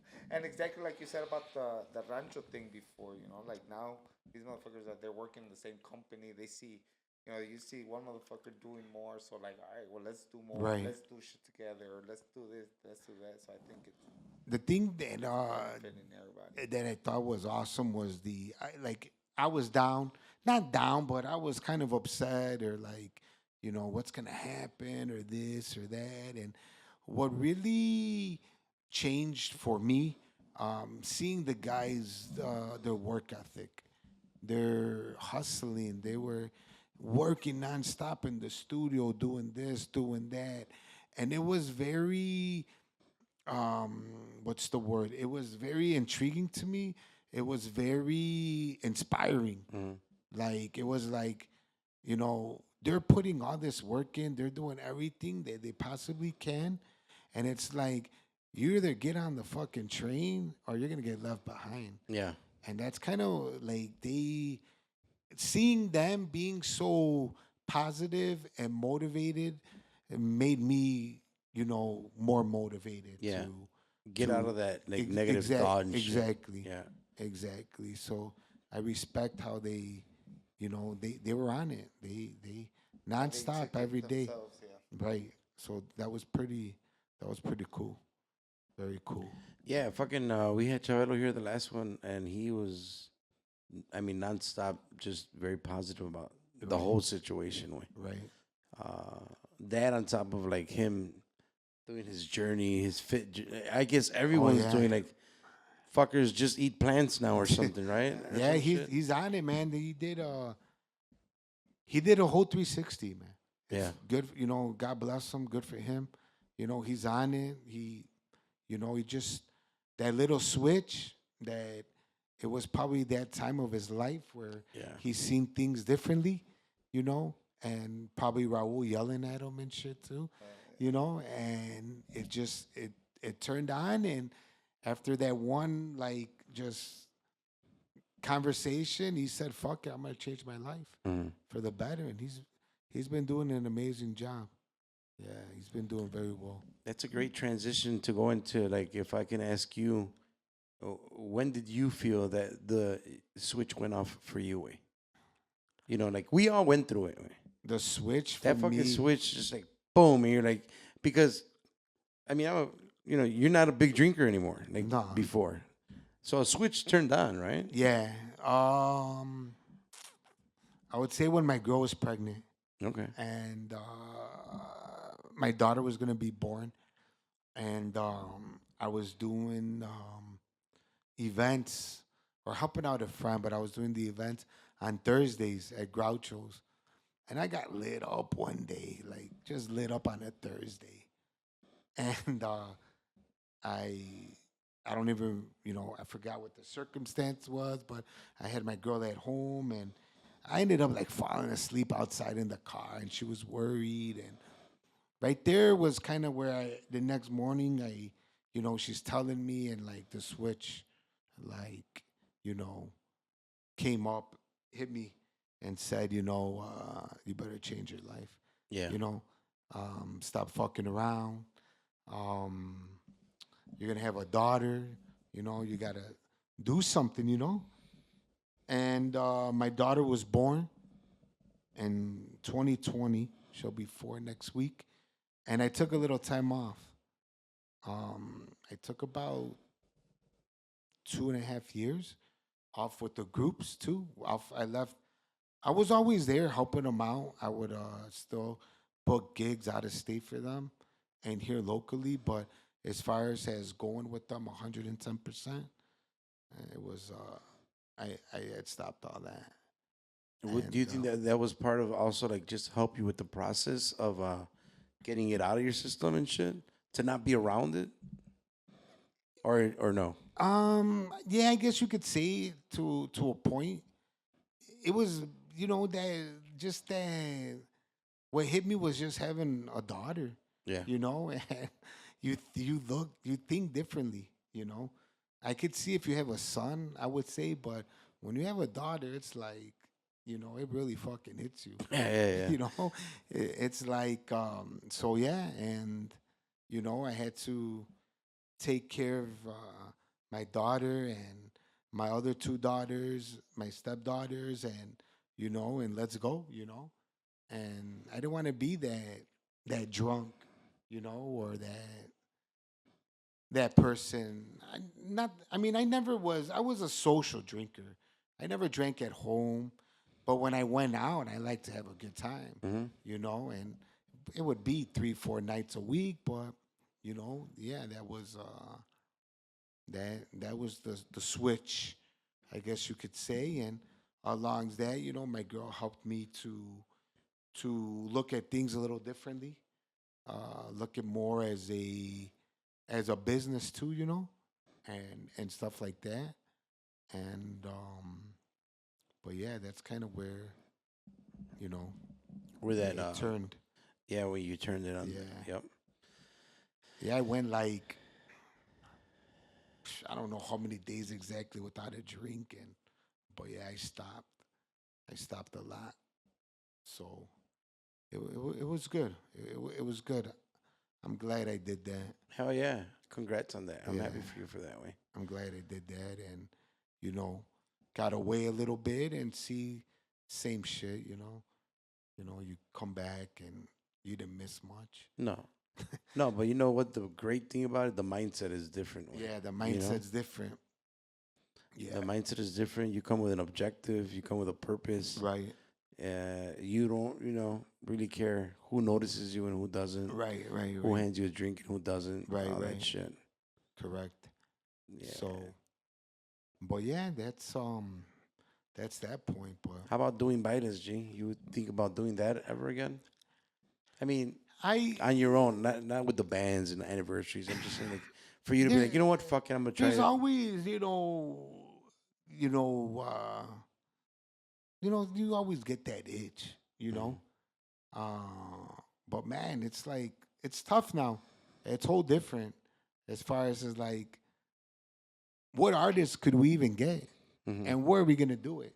And Because even the local bands are hard because obviously we're fucking old as shit now, so it's not like we're as popular as before Right. where we get to pull all these. yeah, I always think that, and everyone has their opinion, but as far as promoting and getting people to go to your venue and this and that, I always felt that I had to be out there. I had to be out there networking, talking, or this and that. That's how I felt. Some people think that no, you have your brand, and people are gonna show up through social media or what Or the bands that you bring yeah, in or the whatnot. bands. Yep. And but like what helps me now is I go back to the events that I did, like when we do anniversaries or this or that, like I mostly set everything up. So, I give them different ideas that worked for us back then, specials, or let's try this or do that, or the good days of the calendar year that are good to do events, and Yeah. the ones that are not. So, but yeah, I mean, there's always the itch, but Yeah. Plus, you have the insight on the numbers, the percentages, and uh, let's not take a payment. Let's take fuck it. Let's take the risk. right, You know, right. like you still need one of those mind, mindsets or people that have that mentality to say, fuck it. Why are we gonna take $5,000 a set when we could probably yeah, I triple that and shit? I tell the guys a lot. We just recently we've been doing that a lot more. In the last couple months, we took the door out in Des Moines. I took Secta with us. That was pretty good. It was successful. We did on a Friday, but I mean, we still came back decent. Dude, you You gotta know? do it, right? Yeah, you I have mean, you're to not gonna because- fucking ever know. You never know, and if you hit a home run, you hit it. Yeah. It's gonna be worth it for everybody. We went to Indianapolis. I took Picudos with us out there, and that was good too. We did a Saturday, and thank God, with Vanguardia, since the beginning, we've never those horror stories that a lot of groups tell you that we came home with no money, Yeah, or yeah. this or that. For the most, there was just like one incident, when we were in Las Vegas for the first time, where the guy was just a fucking handful, And what helps me too is, the game, and when a bullshitter is trying to tell you about an event, Yeah. or trying to bullshit you when you're a bullshitter, Yeah. it's like it's not gonna work, Yeah. man. Yeah, like, I'm not a musician. I though. know. Like, I've yeah. been there. I know Yeah. what you're talking about. Like, I also did big events before, Yep. So I always find that, intriguing or funny or whatnot, how, they try to, think they could outsmart you, or, Yeah. so. I think you and I, we've always talked, and we've always said, like, the one thing that I think pisses both of us off is when people talk to us like we're stupid. Right. Yeah, Like, that's a and good then one. people that know that we've been doing Right. it, and they still talk to us like Yeah, we're yeah, fucking yeah. idiots. Man. Like we haven't been there. Like we don't know. Exactly. Yes, I'm talking. No, I'm not gonna say who. Yeah. But but it's just dumb way. Like no mames way. Like come on, Right. we're not that fucking dumb. We might look dumb. What do they work for? But yeah, that's the thing that just kind of fucking irks us a little bit, man. True. But, it does. Very much. And how do you feel now, bro? You're good. Like, did you feel like you got a sense of fresh breath there as well? Like, you got another fucking lung in there. Like, fuck it, you're in it for another long row. Second win. Second win. There you go. I don't know, man. Like Not the long. Another lung. Fuck it. A third. I like it, but man, it takes a toll. I'm getting old, man. I mean, I'm 41, man. I don't think I am, but the next days and everything, Oh yeah, it's tough. it kicks my ass, along with being a dad and doing all the family things and this and that and running around, and yeah, it takes a toll. It does. Right now I'm happy. Just like a musician, you always have that dream, you could say. You want to be that you want to run, or not run, but manage or take care of that artist that Big motherfucker. be on top, just like a musician, but you want to do it this way, and you want to be that guy, So yeah, there's still a lot of that that you want to work for or whatnot, So definitely still have that dream, or you could say, or The little ambition for that. yeah. I would say more. It's more of an ambition, not a dream, because that's a good way to put it. Definitely. Yeah, and definitely that it's the way how you're getting inspired by these guys right now is definitely going to keep you around.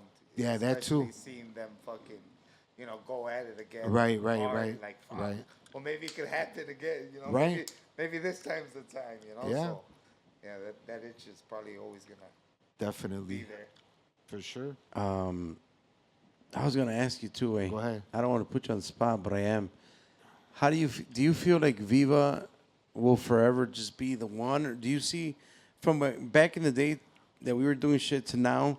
Do you actually even see a difference? Like, is there someone else peeking out? Like a CMN, a Jefe? Is it just the optics way? Like it's still Viva, obviously, and it's gonna be Viva forever. I think Viva's still up there no matter what. Sure. I think but I do think that now it's easier for someone else to be on top of the game. Mm-hmm. I think it's just those plugs. At the end of the day, knowing the right people. But I see, you got to give credit where credit's due. I think El Jefe does a really good job. Well, And I was gonna say, they're moving. Yeah. They're on top, no matter what. Pero You it know was they. exactly that though. No, the connection wasn't he working with Ivan and them first. And he Yeah, I made all think those I connections? want to say I think it's a little even other avenues that they came about where they're at now. I would say, Yeah. you can only do so much, through Viva, but then when you get something else, I think that's when, you could blow up. Yeah. So A lo mejor, now it's just happening. It used to happen before, like when you're saying you guys used to get groups and shit. But now I think they're probably just doing it at a bigger level where you probably wouldn't think like, damn, Right. maybe those motherfuckers are doing that, not with Ivan or whatever. and I think props to them because sometimes you can't give a fuck. You just gotta do it. That's- You I can't. think that's where it's at. Way. Yeah, you can't wait. You can't be timid. You just You can't do second it. guess it. Absolutely not. I think that in that aspect way, it has a lot to do with them, obviously, también reaching out to like these venues, right? Like, Right. The artists, they are on top of the game, the guys that they're moving now. But rewinding at, us and them back in the 3MB days, I mean, we had the access through Ivan. Right. And the ones that we did without them, I just think the venues are always the shit way. Like, if you can get a plug with a venue, hence why there's success, like Mariela's, like Right. that's a long-term fucking venue way. Yeah, right now I go back and I think I'm like, damn, now if that venue still existed or we were still there, I could go to this group or that group. Hey, come in. Yep. 80-20. Don't worry about nothing. Yep. Like, hey, it's fine. I'll take care of the gastos. I don't care. Let's just have the event here. Let's run it and kill it. Yep. But we didn't have that back then to how it is now in a way. And still, I think it was just, the whole, I always like to say I'd rather be on his team or on his side than not be on his side. And that was kind of like where, other people just say, fuck it, let's just do it. We're not afraid of no one. Let's go. So I think that has a lot to do with it now too. Yeah. Some luck on your side, also. But yeah. Yeah, it's a little bit of fucking all that shit, man. Aside from fucking music, just on the record, because I'm pretty sure Luis Saveja is going to watch this. Do you honestly think that you guys in the next lifetime are going to win another World Series? The Cubs? I think so. Sooner rather than later. Yeah, I believe so. You heard it here first. I mean, I had announced in a podcast, and Louis keeps cutting me out, that the Sox were going to win, like 2. Ya valió verga. They didn't win shit. They did not win shit. Bro, Yeah. well, I mean, I know that you have a shit ton of more stories. I don't know if you want to share one that might stick out. I don't know. I don't know if you want to. Go ahead. And what aspect? I mean, fucking everything, way. Like, is there something that you know for sure you're never gonna forget, other than the Tito? Like, I mean, is there a memorable sad one? Is there a memorable fucking happy one? A crazy one? Anything that you want to throw out there? The as far as event wise, man.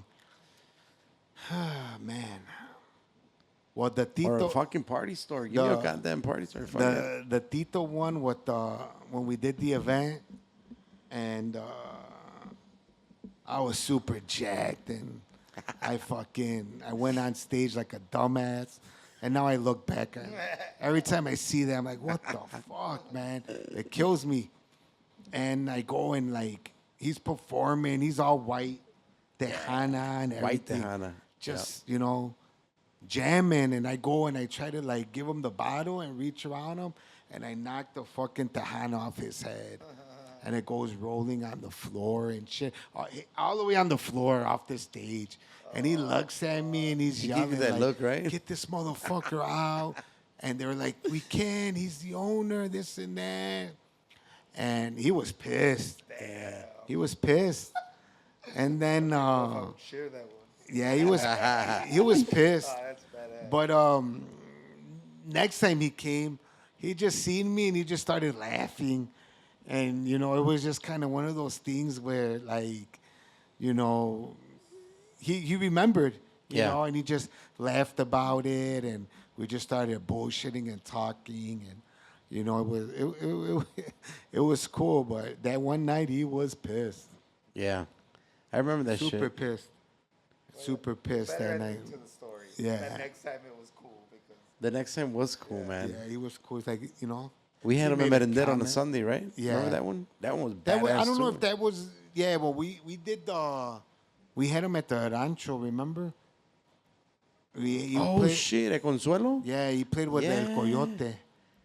Dude, I forgot about fucking that Rancho Consuelo. We had That was such a great event, bro. yeah. And then Beto pulled one out of a hat, that one, and we had El Coyote, and we were going up against Rancho Viejo, I think, Herradura. When they were super high when they came in, I think.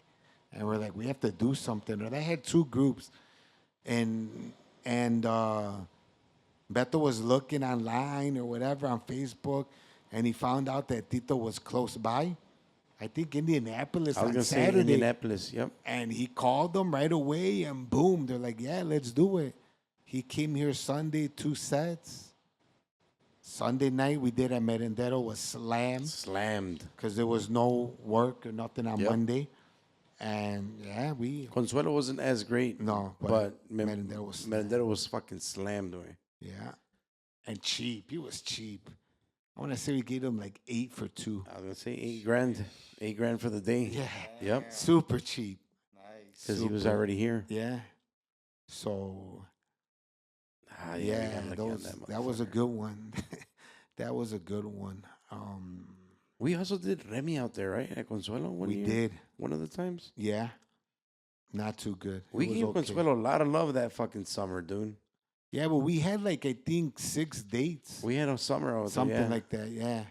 We had like 4 or 6. They were all sucky, I think. Yeah. That was, it was far too. It was far.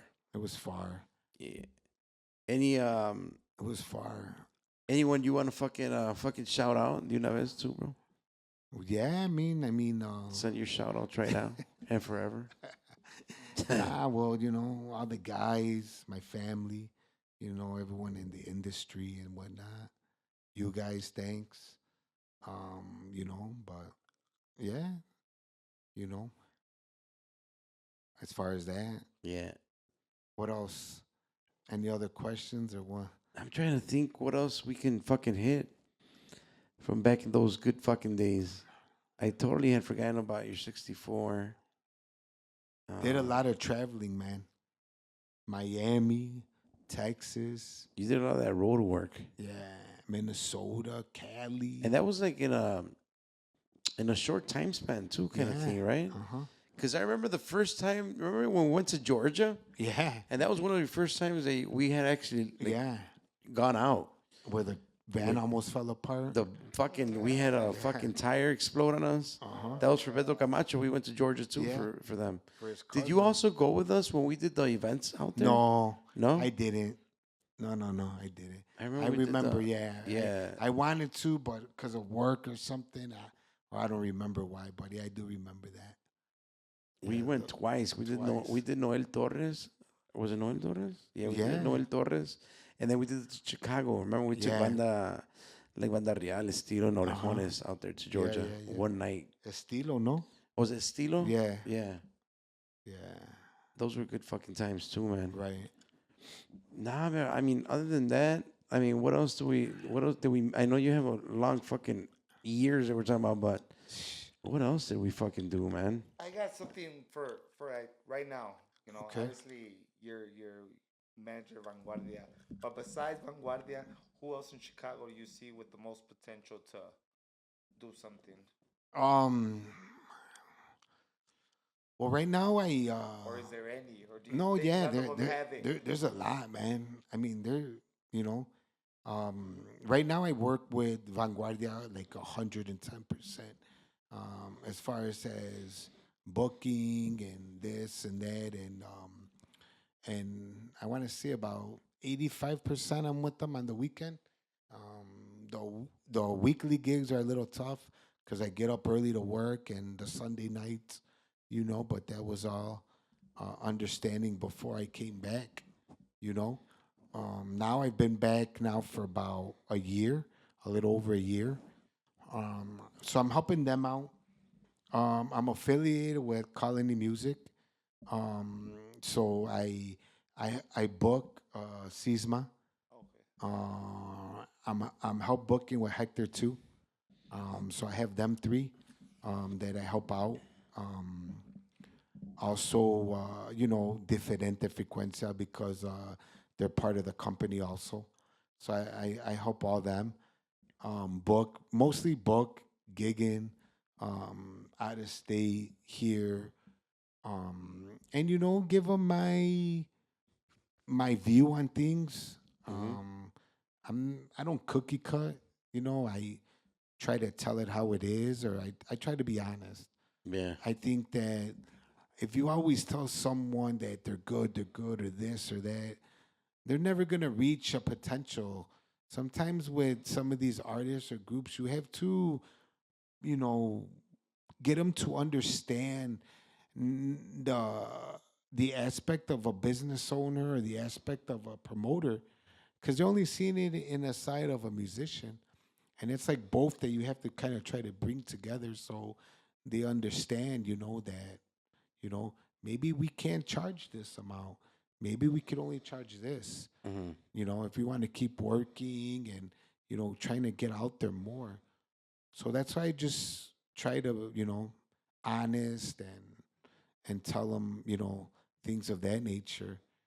I also help out with Danny Rea from Waukegan.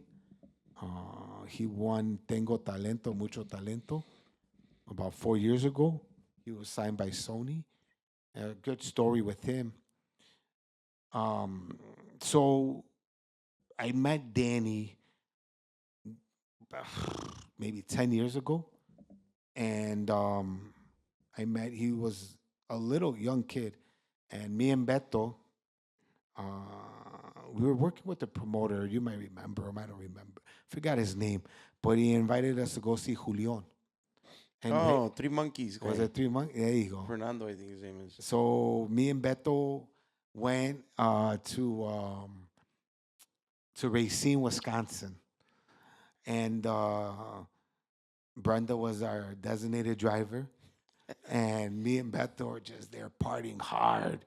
I think we had like 2 or 3 bottles, just me and him. Damn. Like, the guy put one there, then brought another one, and boom and bang. So we're up in front. He gave us a table, Julian jamming out, this and that. And at that time, El Viejon son, remember he used to sing? Oh, yeah. Yeah, so he used to sing, and he got up there, and sang a song with Julian, you know. And Danny right there, he was like standing right here by like the barricade VIP. And I look at him and I'm like, "You want to sing?" He's like, "Yeah, yeah, yeah, I want to sing and whatever." I'm like, "All right." And I grabbed him and I'm like, threw him over and I took him in back because I knew everyone there. And I got him on stage and he sang a song with Julian that day. Well, years go by and I forget. I have no idea who he is. I just remember a little kid, this and that. Years go by. I come back with Vanguardia and we're playing out in Waukegan, and he's there and he comes up to me and he's like, "You don't remember me?" I'm like, "Man, I'm sorry, man. I don't know who you are." Mm-hmm. And then he told me the story. He's like, "Do you remember?" I'm like, "Oh yeah, hell yeah." And then after that, we just, I've been helping him out, giving him a hand, trying to, lead him into the right direction and whatnot. So, but yeah, and those are like the groups that I help out. There's a lot of potential, man. I just think that when it comes to some groups, um, they just don't have the right direction. I think that also, as far as a group, you also have to give to receive. And I kind of think that a lot of these groups are afraid to give. For if you want to get to on another level, you need someone to help you. If it's someone financially or someone that that knows areas or that knows the salones or that knows the the promoters. But at the end of the day, that all costs money. Mm. And I kind of think that sometimes, you know, groups don't want to do that. Give up money. Give up. And I think, that has a lot to do, you know, about it. I've just recently, I was thinking and I was telling myself that right now for a new group, it's pretty fucking tough. Hell yeah. To get out there. Right now you need cash or you need to sign with someone so that for the financial reason, if it's not coming out of your pocket or if you don't have it, but to do videos, to do come out with music, to do, an EP or whatever, all that is big bucks. And if you don't have it, it's gonna be a long tough. run. It's very tough. Is it doable? Yeah, but it's tough. It's tougher. It's tough, Yeah. tougher. Yeah. In my opinion, because you constantly have to be coming out with stuff now, monthly, weekly, something, to be.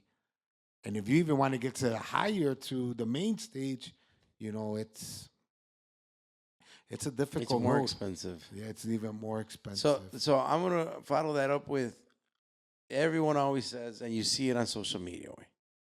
There are no groups from Chicago. We're better talent than LA and this and that. What's wrong? What's wrong? Do you think that the number one thing is money, I think other than luck, of course, I think or connect? I think money does have a role into. I also think that I want to say that you know you need to have a team too. You need to have someone that that could guide you in a sense to what's right or what's wrong. Even though at the end of the day they might not listen to you, but 9 out of 10 times they might come back and agree with you. Um, eh, why not Chicago is a good question. Also, sometimes, not for nothing, but musicians are hard headed, man. They think that They know. they know everything, and to convince them or something, some of them are good about it, or someone you know, they'll take you into consideration or whatever, but you know, um, I don't know. I just think that you know, it's a lot of different things, There's a lot of factors. a lot of factors. I'm surprised. You know, why not? There hasn't been one yet. Yeah. I don't know. What do you guys think? I've always say it's a lot of the money. Man. Money? Yeah. Yeah, money has a good thing. I think it's probably, in my opinion, I think it's the number one thing, because you know, to be on that level, you need a lot of fucking money. Man. Yeah. We're talking that big level. So is Ivan the only guy that could take one of these groups? Ivan Fernandez. He's got the power to do it, for sure. Yeah, he does. Obviously, it's not his business. That's right? what I think. It's Ivan's just not his business. Like he No, don't care for I that don't business. think he cares. Yeah, well, Yeah. Yeah, he could because but he has the He platform. has the power. to- Correct. He has the power, the platform, you know.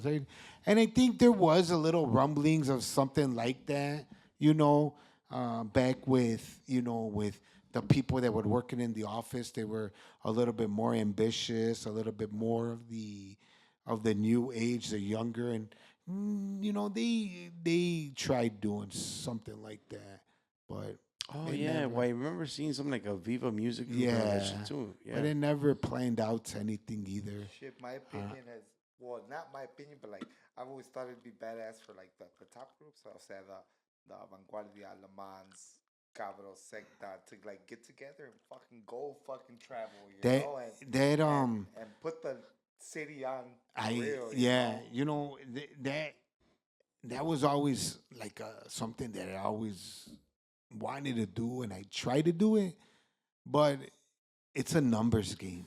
Well, see, Yeah, and everybody's it's gonna a wanna be the yeah, and it not only that, but it's sometimes there's not enough money to go around, and when you're going out of state and you have your gastos, if you drive, gas, food, hotel, whatever, you know, Yep. everyone wants to make at least, you know, $5,000, you know, and sometimes it happens and sometimes it doesn't, you know, and Yeah, that's a tough one, man. it varies. It varies. Like, it's hard for a group right now to go out of state and to be successful because a lot of plazas and a lot of promoters don't even know the groups from Chicago. We're still way underground. That's what I was saying. In a point. I see it first class. You know, Vanguardia. Like, that's a prime example of why not them. You know. Yeah, that's a Um, great example. You know, Yep. the music was there. We had some financial help.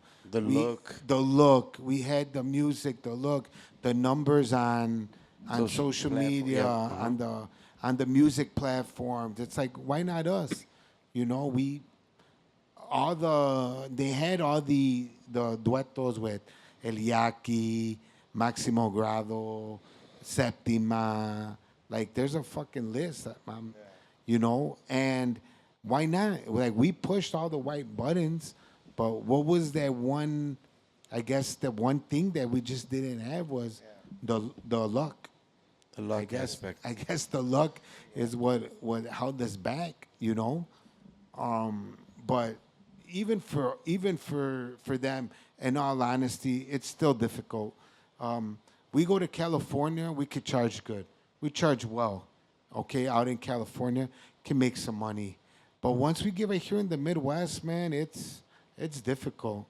You're looking for a big difference. Yeah. You know, we've never even they scratched a little on the East Coast, Virginia and this and that, and it wasn't too good.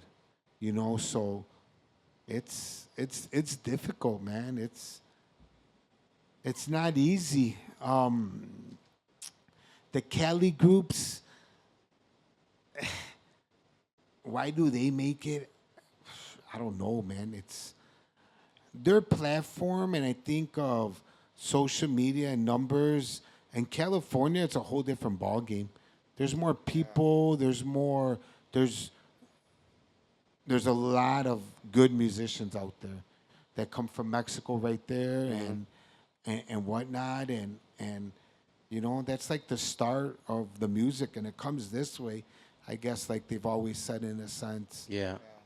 But All the fashions. but it's also an aspect of California groups come to Chicago and everyone's making a big deal about it. Like It's always been everywhere like else. that. Yeah, right. Yeah, you know, they can't go to the East Coast or they can't. Every group, and I've talked to a lot of groups too. Chicago is their favorite place to go because they get the most money. Because I don't know if it's the most love. I don't know if everyone props them up so much here, you know. And now, in another aspect, we go to California, and we're not making what they're making when they come here. Right. You know, the other groups that go to from Chicago over there, they're getting paid like a local group gets there, because in their minds in California, it's like I can get this group, that group, this group, and them, Right. all at the same price, if not cheaper, and you guys want to charge me more, you know. So it's difficult for, unless you're plugged up from a Chicago group to go to California, it's difficult. It's very difficult. But you know, that's like a Chicago or any musician to go and play at Pico Rivera or Malecon or Halos, or, you know, because you see all the top performers there and all the songs written about those places, and you hear about it and you want to be there, you know, you want to be on that stage. So, but it's difficult, man. It's very difficult for that point. Yeah. So- I think the East Coast has to be one of the fucking hardest fucking plazas to go in there, and Yeah. there's less paisas, I guess. I don't know what the fuck. You, Like yeah. everything's late Oh, over there, yeah. right? Like New York, fucking oh Virginia, yeah, all that shit. Well, that's all like still. I think they're still years behind us. Yeah. In an aspect like Like- Duranguense is still I guess, yeah, like killing out Capasto there. has #1 song out Yeah. there and shit. Yeah, Gualacan's always working out. Yeah, Oh, shout out to La Grande, way. yeah, they're Montez still slamming venues out there, Yeah, man. yeah. You have to So- respect all that when you start obviously knowing like how difficult it is to even pick up $5,000 in fucking Kansas or whatever the fuck, you know? Yeah, And then these guys are just slamming little towns that you never heard of, weird ass little towns. right? Because Right, even right, right. you know, even if it's 600 people, that's a lot of fucking people in a town that you're no one there. You know, Exactly, props to those guys, way. right? Absolutely. Yeah. And for years and years and years, you know. So, yeah, man. Hopefully, you know, something comes up, or you know, still grinding and hustling and seeing what could happen. You know, Yeah. you know, with those groups, and everyone has a lot of faith. Everyone believes. You know. We'll see. Is there something in the fucking like entertainment bucket list that you want to fucking scratch off? Wow. I mean, You're about to do Rosemont Theater. yeah. Seen that? Yeah, in September. Yeah, they did that. Pico Rivera was cool.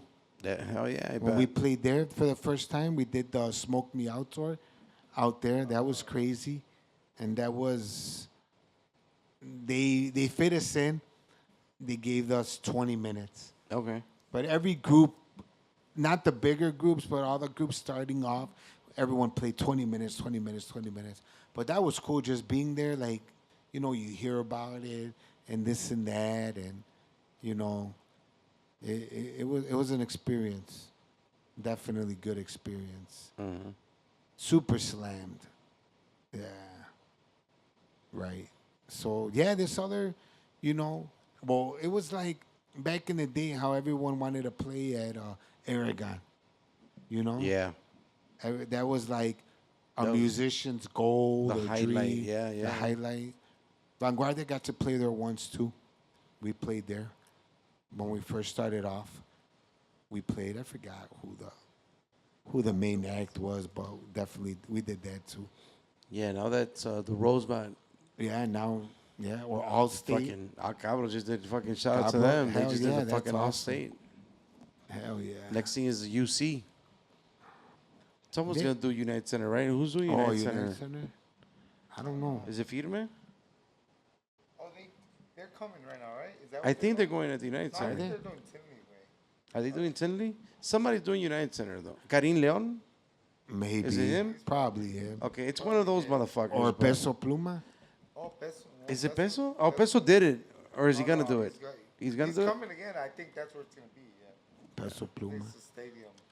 Alex is going to the mine. The mine? Yeah. To the after party or what? I'm straight. Peso Pluma and that is. He's gonna be there. Wait, Yeah. I did. Is that this weekend for the... Sunday. Oh, that is this yeah, weekend. that's Yeah, this weekend for Sueños. Yeah. That's where he's going to be at. that's why he's gonna. Yeah, Crazy weekend. that is gonna be a crazy fucking event. That's also fucking pretty badass to experience. Way like how the evolution of festivals and how back when Lollapalooza was going on. Like fuck, we wish somebody did something like this for paisas. Bam, Man, they didn't. there you go. It's fucking wild. Time right now. Miche Fest, Miche Fest. Junior H. Sueños. Yep, it's fucking nuts. Way Right. it's That our- is nuts. yeah. Yeah, I remember. Why Remember doesn't when we someone- went to go see the Hawthorne Park? Yeah. We Paisa had that. Palooza? Yeah, we had that idea, which, but also, like I said, sometimes you just got to do it. Yeah. And I'm one of those, like, man, I don't know and nah, but can't live with fear. That's another thing that throughout the years that I look back and say, fuck, should have just pulled the trigger on this or that, and who knows what happened, but I guess you're born like that, Yeah. It's in you. It's hard to get out, Yeah. but It's a fucking, what is it, like a dopamine hit? Like adrenaline rush? It just, yeah, you gotta fucking, Gotta get a little hit. yeah, you gotta get a little hit. I didn't know what the word was, but yeah, that's what it is, way. right, It's exactly what it is. Just gets your fucking heart going. yeah, Like you say, gets you hard. No. Gets me hard if you're winning. Yeah. If you're losing, you just want to cry. Fucking god damn it. But yeah, it's a very good fucking rush way. And it's I think that's the addicting part about this whole fucking thing way. the rush, The rush way. the excitement of what if, or like the next thing. So you have one event and it doesn't plan out, but hey, this just popped up, so it's the next one, and we're gonna fucking hit it that one. There's no question or this or that, but I Kinda like think gambling. yeah, It's yeah, gambling. that's what it is. Yeah, it is gambling. It Yeah. is gambling. That's why, I was a big gambler, and it was no fuck it, let's do it. Yeah. Let's take the chance. What could happen? But yeah, that's what it is too. We could just lose a couple thousand. Just lose. Yeah. What's the worst that can happen? Yeah. We had fun though. We're gonna have fucking I think one that I remember when we did the Chuili Sarga was a big hit. which one was that one, G? I think we did it like it was like we had them and we took a big hit. I think it might have been like July 3rd or the 4th or something, or when we had them, but we took a hit with them. We thought it was Hell a yeah. no-brainer. I don't even remember that one. I'll give you a good one that I always look back on. A couple that we should have brought up. One was when Mikey Jr. called us. Rest in peace, Mikey Jr. Okay. Shout out. And he called Hell us yeah, up. shout out. And he's like, do you guys want MS? And we're like, hell yeah. Saturday? Yeah, let's do it. How much? 18. Oh, you're And right. and he's like, no, it's not for Saturday. Merendero's got it, but I could give him to for Friday. And we were like, nah, we were scared. And he asked us, are you sure? And he kept asking us. And we're like, nah, it's Friday. We can't do it because back in the day, Fridays like it was super tough. It's not like now. And we're like, no. He's like, okay.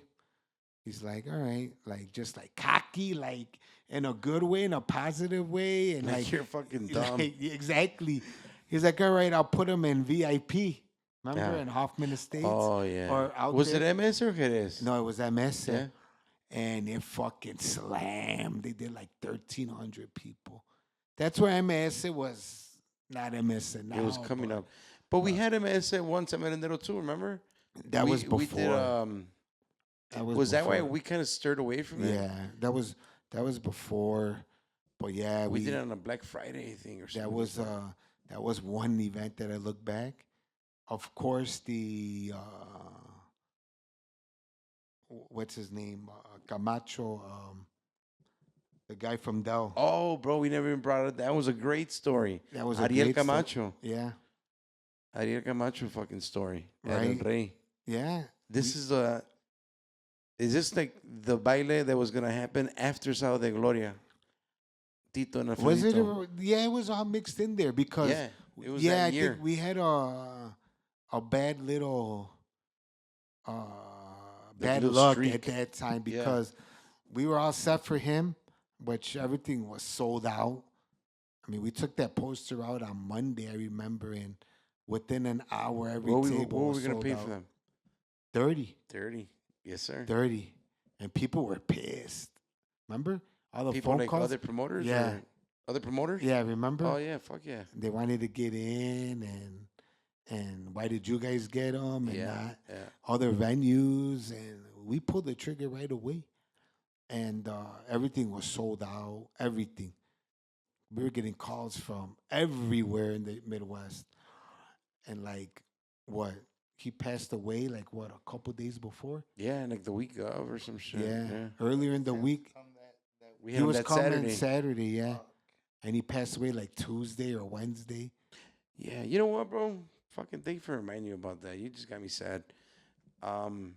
That was a big turning point in our promoting life way. Yeah, Because you think of it, if that the dude never had that accident, that was gonna be a memorable, epic, oh yeah, profitable night way. oh big time, huge. After that, I was confusing it. After that, we have Alfredo Olivas. Yeah, and that's when he got shot. Then he gets shot the fucking Right. week of. Way. Yeah, Man, it's fucking starting to sound like you guys are bad luck. Dude, that was some shit. Way. it was. So And- that's where the bad luck streak started. Like yeah, two major events that that were announced too. right. You know, we were announcing these motherfuckers because Yeah. Alfredito had happened the week of, I think, Yeah. as well. Way. I think the week before he was in Mexico, no, when they shot him, and then he was gonna be here on that Saturday. Yo, Son of a bitch. yeah. Imagine that, compa. Those two way. Maybe we wouldn't have been, rich, but we would have been partying harder back then. Yeah, way. you would have had a better time. Or something, Dude. You would have had a Dude. better time. or that could have led to something bigger. Or I don't know, man. But yeah, those were two tough things. I remember sitting at work, and I don't know if you called me or something, and I hear that thing, or I think it was on Facebook. I see Yeah. that he passed away. I'm like, this shit can't be true, man. This is fake. This is They're the fake. same guy. Nah, man. We get the phone call. It just fucking went all through me. Like you could feel my fucking the heat of my blood and shit. I was like, what the fuck? Oh, motherfucker. I fucking forgot about that We're one. like, poor guy, but they were like, fuck. Poor guy, but Poor what about guy. fucking Poor a us. man? Yeah. Poor guy in poor us, way. Yeah. Ya se estaban saboreando la pinche. No, it was a no-brainer. Yeah. It was a no-brainer, man. And I think that's kind of was that the Merendero wasn't around anymore either. I think that was the starter where they were already And the closing decline? down. Yeah, Was that it? I think so. That we had early access to it, or they Something just was called, going, yeah. they called us up right away, and we're like, yeah, let's do it. Because they potentially were going to put him at what now is V Live. Yeah, Volcan. Yeah, but we're like, fuck, Yeah. bro, stop. Right. Stop. Just fucking leave it here. Mm-hmm. Yeah, those two were big, way. Those two. Do you remember when we were supposed to have Arley Perez? Yeah, That was another big one. that was another big Another one. downer. Yeah, where we had already announced it and everything. Yeah. Where Beto got that one too out of Yep. it. Yeah, oh yeah, I remember that. There That's- were so many what ifs. It was like I was thinking earlier. It was a roller coaster of highs and lows as far as like we'd be going back and forth on Mondays where this guy, oh no, wait, they're gonna offer me this, and then waiting for the phone call. No, they declined it. Like we were getting played. yeah, we were getting played. That's what it was. It was a chess game, and they knew they could do it. You know, and 1 minute we thought we were gonna have them, and then 10 minutes later we're fucking pissed off. We're like motherfuckers, this and that. We lost out on it. And then you know what? Unfortunately, bro, do you feel like well, at least for me, I'll speak for myself. In a sense, it also built up in my own mind like a make believe hatred. hatred. That's a strong word, right? But a very competitive hatred with Yeah. with the rival promoters. Yeah, Where it was like, well, fuck them kind of thing. yeah, And yeah, yeah. Hey, that's what it does. was. But It was it's a- also like it's the the- edge, no? Or the what? edge, and if you're competitive or not. It's a competitive edge. yeah, right? it's a competitive. Yeah. More competitive, I would say. Yeah, it's competitive, because Yeah, I you mean, yeah. want it and you don't want to lose out to it, but that's how the game was, Yeah, man. hatred is not a bad word because it is a little bit of like fuck those dudes, but it's a lot of Competitive. and it's obviously it's a lot of fucking us on our end, the other promoters on their end, they're also doing great at Merendero. Right. And, there's a lot of fucking ego. Yeah. Both of us are as successful. Evidently we have money to throw around back then. Like fucking, yeah, do it. Fuck it, do it. It went so far where Viva at the end told us, from here on out, you guys get one weekend, Yeah. they get the other, and that's it. That's No it. more fucking bidding. Yeah. Because it was ridiculous, way. Right. And we just accepted it, way. Yeah. They 1 year fucking got MS.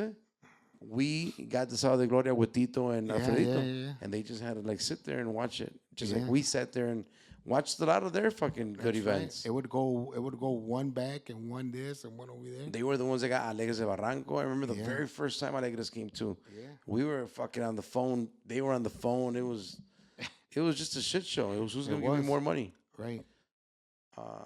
But those were good times, man. Who was gonna pay the piper? Yep. Dude, Yeah. I think we're gonna start wrapping it up. I also want to take advantage and shout out. We bring him up every now and then. We brought him up a lot of times today, but I really hope if he listens and watches, I want to bring in Beto Camacho and you, man, and my compa Luis of Asia, have the whole fucking guys in here. And I mean, reminisce at the end of the day. That's the only thing we can do now that we're fucking 40 and plus and shit. Except for you, Compa. But, I mean, I do want to bring in Beto for sure. Fucking compa Louis, have a little fucking pod. I want to thank you, for making some time. I know you wake up early on the week. Thank you. But other than that, bro, I mean, your shout outs, you're good with that. I don't know if you're into fucking people following you or not. So if you don't care, fuck I don't it. care about that. If you guys want to book the band, fucking find the number. Yeah, fuck it. Just go into the band's page, bro. It's Alex. Right. But But yeah, that Instagram, I wish I would have started that way back. In Oh, the hell day, yeah. man. But I didn't know nothing about it. I got in that game late. Say Yeah. If not, You're texting You know? everybody in your day. yeah, I was old school. texting was crazy. We used to have. Remember, we used to have all those fucking numbers, and then we had to input them into the Right. fucking thing. Yeah. It was a good day to remember. Compa, ¿cómo vio el pedo? No, pues chido, bro. It's badass just hearing the stories of everything you guys been through. Pues even more badass how you fucking switched it over. Still in the music area, but now acá with the bands, and it's good to have that little itch. And I bet you it's a great time right now, bro. Because Vanguardia, from what I see on the outside way, they have a whole new fucking outlook and shit. Y van con todo otra vez. So, Right, right. you know, anything's possible. Hell yeah. Sure. And it's not over, you know. It's not over. You know? Right, right. It could still be them. Yeah. You know? Right. So, good luck, bro. With everything. Thank you. I appreciate Hell it. yeah, bro. And you'll be Likewise. back. You'll be back for sure. Yeah, bro. I want For to do. sure. Let's do some more. Let's reminisce, bro. Thank you, Wayne. What Thank can I you. say? I've been trying to get you on for a while. Yeah, I'm right. glad you did. Talking about it for- And I know that we have a lot of other fucking stories, and you're probably gonna go home and think of, oh shit, I didn't say this or I missed this. Right, right, right. Pero pues, we'll do another one, way. I mean, other than that, bro, like, I think that we had a great fucking run. I think that Definitely. you know we were able to work together for such a long time. There was a shit ton of loyalty. Shit didn't work out at the end. It is what it is now. Right. I'm kind of glad that, you know, in a sense, we fucking reconnected, started talking almost on a daily, you could say. You know, I always thought that we did a good fucking team way. Right, right. Thought alike.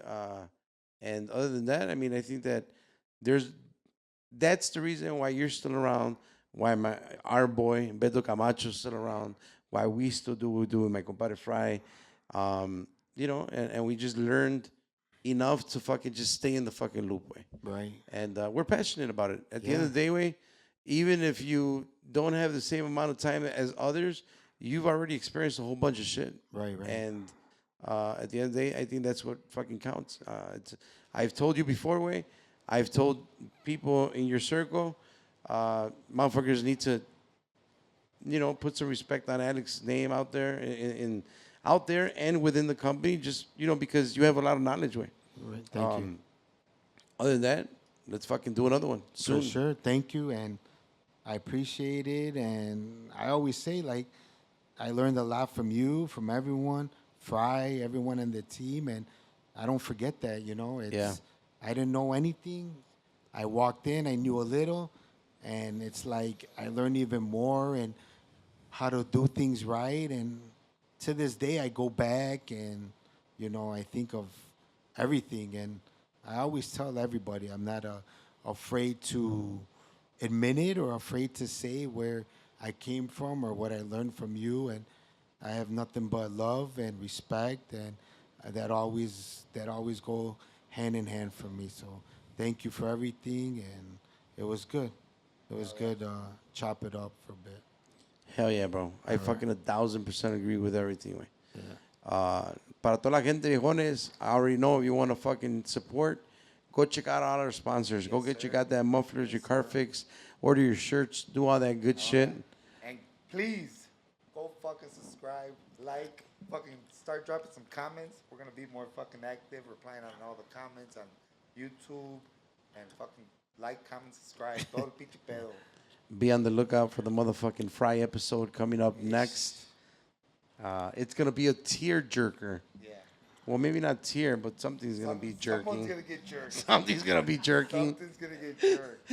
Shout out to my compa Fry, everybody in the background, the guys in the video editing. Thank you guys, Machulo, Georgie. Subscribe. La Pura Positiva, viejones. Ahí estamos. Thank you. Puros Compas podcast. Y somos compas. This episode is brought to you by Casa Humilde Cerveceria. Shout out to los hermanos Lopez, born and raised in the north side of Chicago, in the Hermosa neighborhood to be exact. Everybody asks us, hey, where can I get some AMG beer? Hey, where can I get some Casa Humilde beer? All you got to do is go to CasaHumildeChicago.com, pop in your zip code. You're going to get all the locations. Go get some beer, go get some chelas, and go visit them at their new location out there in Forest Park. Casa Humilde Brewery, ya se la saben, son del quemado los pelados. This episode is brought to you by Frontline Autoworks, 1751 Albright Road in Montgomery, Illinois. All my people out there in the western suburbs, go check them out. Aurora, Oswego, Plano, Yorkville. Go get your car checked out. General Mechanic, they specialize in wheel alignment, transmission. They also do the Lyft and Uber inspection for all my drivers out there. Go check them out. You can make a scheduled appointment for an oil change for your AC recharge, 630-692-9704. Or feel free to visit them at their website, frontlineil.com. This episode is brought to you by Fry the Guy Designs, the man, the myth, the legend. If you need any kind of pictures, any kind of logo for a band, for a business, any kind of video, make sure you hit up Fry the Guy designs. Follow him on all his social media, Instagram, Facebook. Make sure you tell him the compas sent you, and he will gladly send you a smiley face. This episode is brought to you by M4L. Mufflers for Less. Shout out to my guy, the Mexican Jay-Z, out there at 3349 North Damon Avenue. That's out there in Chicago, Roscoe Village, El Rey del Norte. Váyanse a chequear el mofle, 773-348-2955. But don't let the name deceive you. My guy out there does everything. General mechanic, from oil change to transmission to anything that you do, AC recharge, you call it. That's where we go. That's where Georgie went. Si escuchan la pedorra de Georgie, that's my boy Jose Cermeños out there at M4L 3349 North Damon Avenue, El Rey del Norte. Chequense el mofle. Today's episode is brought to you by Aguacate Chicago. Create your custom garment with us. We offer direct-to-garment services for your business or personal needs. There is no minimum order required, and we can also assist with creating your logo if needed. Follow us on all of our social media platforms under Aguacate Chicago.